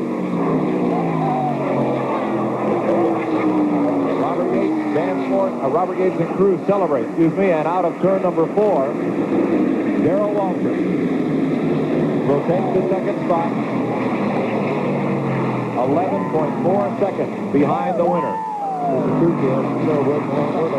Watching from the headset of Gary Becker. Now, see, they've had practice. They know how to make it look good. This is number 5. That shows you never get old. It never gets old till you win it. Sterling Marlin is 3rd. Alan Kulwicki is 4th. And Dale Earnhardt finishes 9th today with Ricky Rudd unofficially 11th. So Dale Earnhardt only needs to climb into his car 2 weeks from today at Atlanta Raceway, and he is the Winston Cup champion regardless of what Davey Allison or Ricky Rudd do. In Davey's last 4 races, 2 wins, a 2nd and a 4th. Tremendous late season stretch drive. The young 2nd generation driver from Hueytown, Alabama. Bill Broderick trying to teach him how to park. You got to watch it. Neil, you grew up with this Allison gang. Was there any question but what this fellow would be a great racer? Well, I tell you, I knew he was really dedicated. We used to come to the shop, work all night long on race cars, and wreck them on the weekend, and work all night getting them ready. And he really had a good training program through ARCA and all the different divisions. And when he got ready to come Winston Cup, he had the ability and the knowledge and the past experience to do it. Bobby was instrumental in him not just jumping in one of these cars. He had to get ready. It was a long training program. Boy, has it paid off. I don't know how an astronaut must get.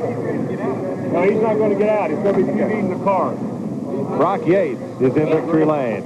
Okay, Davey Allison, sensational. You were absolutely dominant the second half of this race. Nobody could touch you. Well, I tell you, I just got to hand it to the guys in the pits and the guys who work on this race car because we struggled all day Friday and all day yesterday, and we went back to the motel last night and we talked about the race car and what I felt like it needed and what Larry felt like it needed. And them guys they hung in there all day. They just kept giving me them little fine-tuned adjustments. And this Texaco Haviland, Krispy Kreme Thunderbird's back in victory lane again. I can't believe it. Well, it's twice for us at TNN. You're getting to be a habit here. And the good news is, of course, that you moved past Ricky Rudd into 2nd place in the Winston Cup standing. Well, I tell you what, we just got to keep racing hard. We got one more race to go. We're not going to worry about the point standings. But it feels good to be in 2nd place right now. Just one last quick question, Davey. Any moment during the race when it was uncertain, were you a little concerned? You had a little problem at the beginning of the race until you got things dialed in. Well, this race is a long race, and it has a tendency to go a long green flag spell later in the race, and that's what we were kind of counting on. Everybody took off, and I just sat there and took it easy and picked my way through traffic, and, next thing we knew, we were out front, and away we went. But I want to say hi to everybody at home. Liz, Krista, and Robbie, and, my grandparents. I'm coming home. I'll see y'all tomorrow. Great deal. And fly safe, will you? We will. All right. Davey Allison, back up to you, Mike. Now let's go to Glenn Jarrett. Okay, let's go to Glenn. Well, this is Dale Earnhardt. Dale had a tough day fighting the Neil Hannon race car, but you all smiles now. Well, the car was a little bit off, and engine seemed to be a little off, Glenn. I don't know. I wish we could have been a lot better here. I'd like to wrap it up, but, if I can just not fall out of a tree deer hunting in the next 2 weeks and get to Atlanta and start taking the green flag, we'll be okay. Well, hopefully that's not going to happen. I imagine Richard Childress is going to keep you in pretty close sight. Yeah, I guarantee you'll probably keep them locked up in the closet. All right, what about the car? you just never seem to get a handle on it today. Well, it's off on the handling and the engine a bit, so we'll get him, Atlanta. Go for it. Okay, he's ready to go in and take a cold shower now. He knows he's got this thing wrapped up. All he has to do is start that race at Atlanta. Let's go back to Brock Yates right now. Well, Glenn, I'm with Larry McReynolds, who just dialed his chassis in perfectly today, and we're able to announce that you won the Miller Pit Crew Championship Award for the day, and absolutely deserved it. Well, the guys in the pits did deserve whatever they won today, because that's where it was won and lost, was in the pits. Excellent engine program, engine today, car worked good. This team has worked their tails off ever since we come in here on Friday. The car was not exactly right, and it wasn't right when we quit yesterday. We went and talked long and hard last night, made some more changes this morning, and it's just one of those days when everything... And he gets the block. Guys back at the shop, in the engine shop, and the chassis shop will be there tomorrow to get ready for Atlanta. Hey, Linda, Brooke, Brandon. Larry, just one more question. Just a quick question. Did you have to make any chassis adjustments during the race? Yes, at first it looked like we wasn't going to be no better off than we was yesterday. And we kept taking some wedge out and adjusting some air pressures, and finally about the third set of tires that come in. Congratulations, Larry. There he is, the man who was very, very much responsible for the victory. Up to you, Mike. Thank you, Brock. Davey Allison. His 13th victory ties him with Pioneer driver Dick Rathman and the late Tim Richmond on the all-time list of NASCAR winners. Darrell Waltrip, his first top 5 finish in this second half of the season. Sterling Marlin, a strong third. Alan Kulwicki, all a contender all day long, finishes 4th, and Rusty Wallace battled to a 5th place finish. Ernie Irvin, 6th today. That will move him perhaps up to 5th in the Winston Cup points as we leave Phoenix. Jimmy Spencer, good run in the Travis Carter car. Jeff Bodine, the pole sitter, finished 8th. No pole sitter has won this race in Phoenix. Earnhardt, 9th, virtually clinches the championship. Morgan Shepherd is 10th. There's Ricky Rudd, who slips to 3rd in the points. Labonte, Hamilton, the rookie of the race, Brett Bodine, and Rick Wilson. Then Derek Cope, Kenny Schrader, Ted Musgrave, the other rookie challenger, Mark Martin, and Kyle Petty. Bill Sedgwick, West Coast driver, 21st. Joe Ruttman, Harry Gant, Mike Waltrip. Bill Elliott, trouble early, ran strong at the end. Mike Chase in the A.J. Foyt car, Herschel McGriff, Rick Mast, and Butch Gilliland. Chad Little was 30th. Mike Wallace driving for Jimmy Means, Randy LaJoy in Cale's car, Larry Pearson, Mark Reed, Dale Jarrett fell out of the race, as did these cars. Stanley Smith, Bill Schmidt, Jeff Purvis, Hut Strickland, and Dave Marcus. Richard Petty, Gary Collins, and Kenny Wallace was the first car out of the race. The point standings look like this. Dale Earnhardt has virtually clinched the Winston Cup championship. He said he only needs to start that race at Atlanta. Davey Allison, by 9 points, moves into 2nd over Ricky Rudd. TNN Motorsports live coverage of the Pyroil 500 has been brought to you by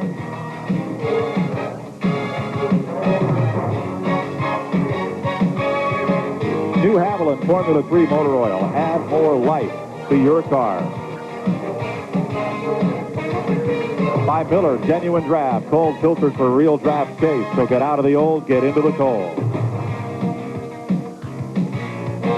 Our thanks to all the folks at TNN that made this a great inaugural NASCAR season. David Hall, Paul Corbin, Patty Wheeler. The folks down in the truck, led by John Mullen, Jay Mullen, our director. For Neil Bonnet, Buddy Baker. Brock Yates, Glenn Jarrett, Steve Evans. This is Mike Joy congratulating Davey Allison and Dale Earnhardt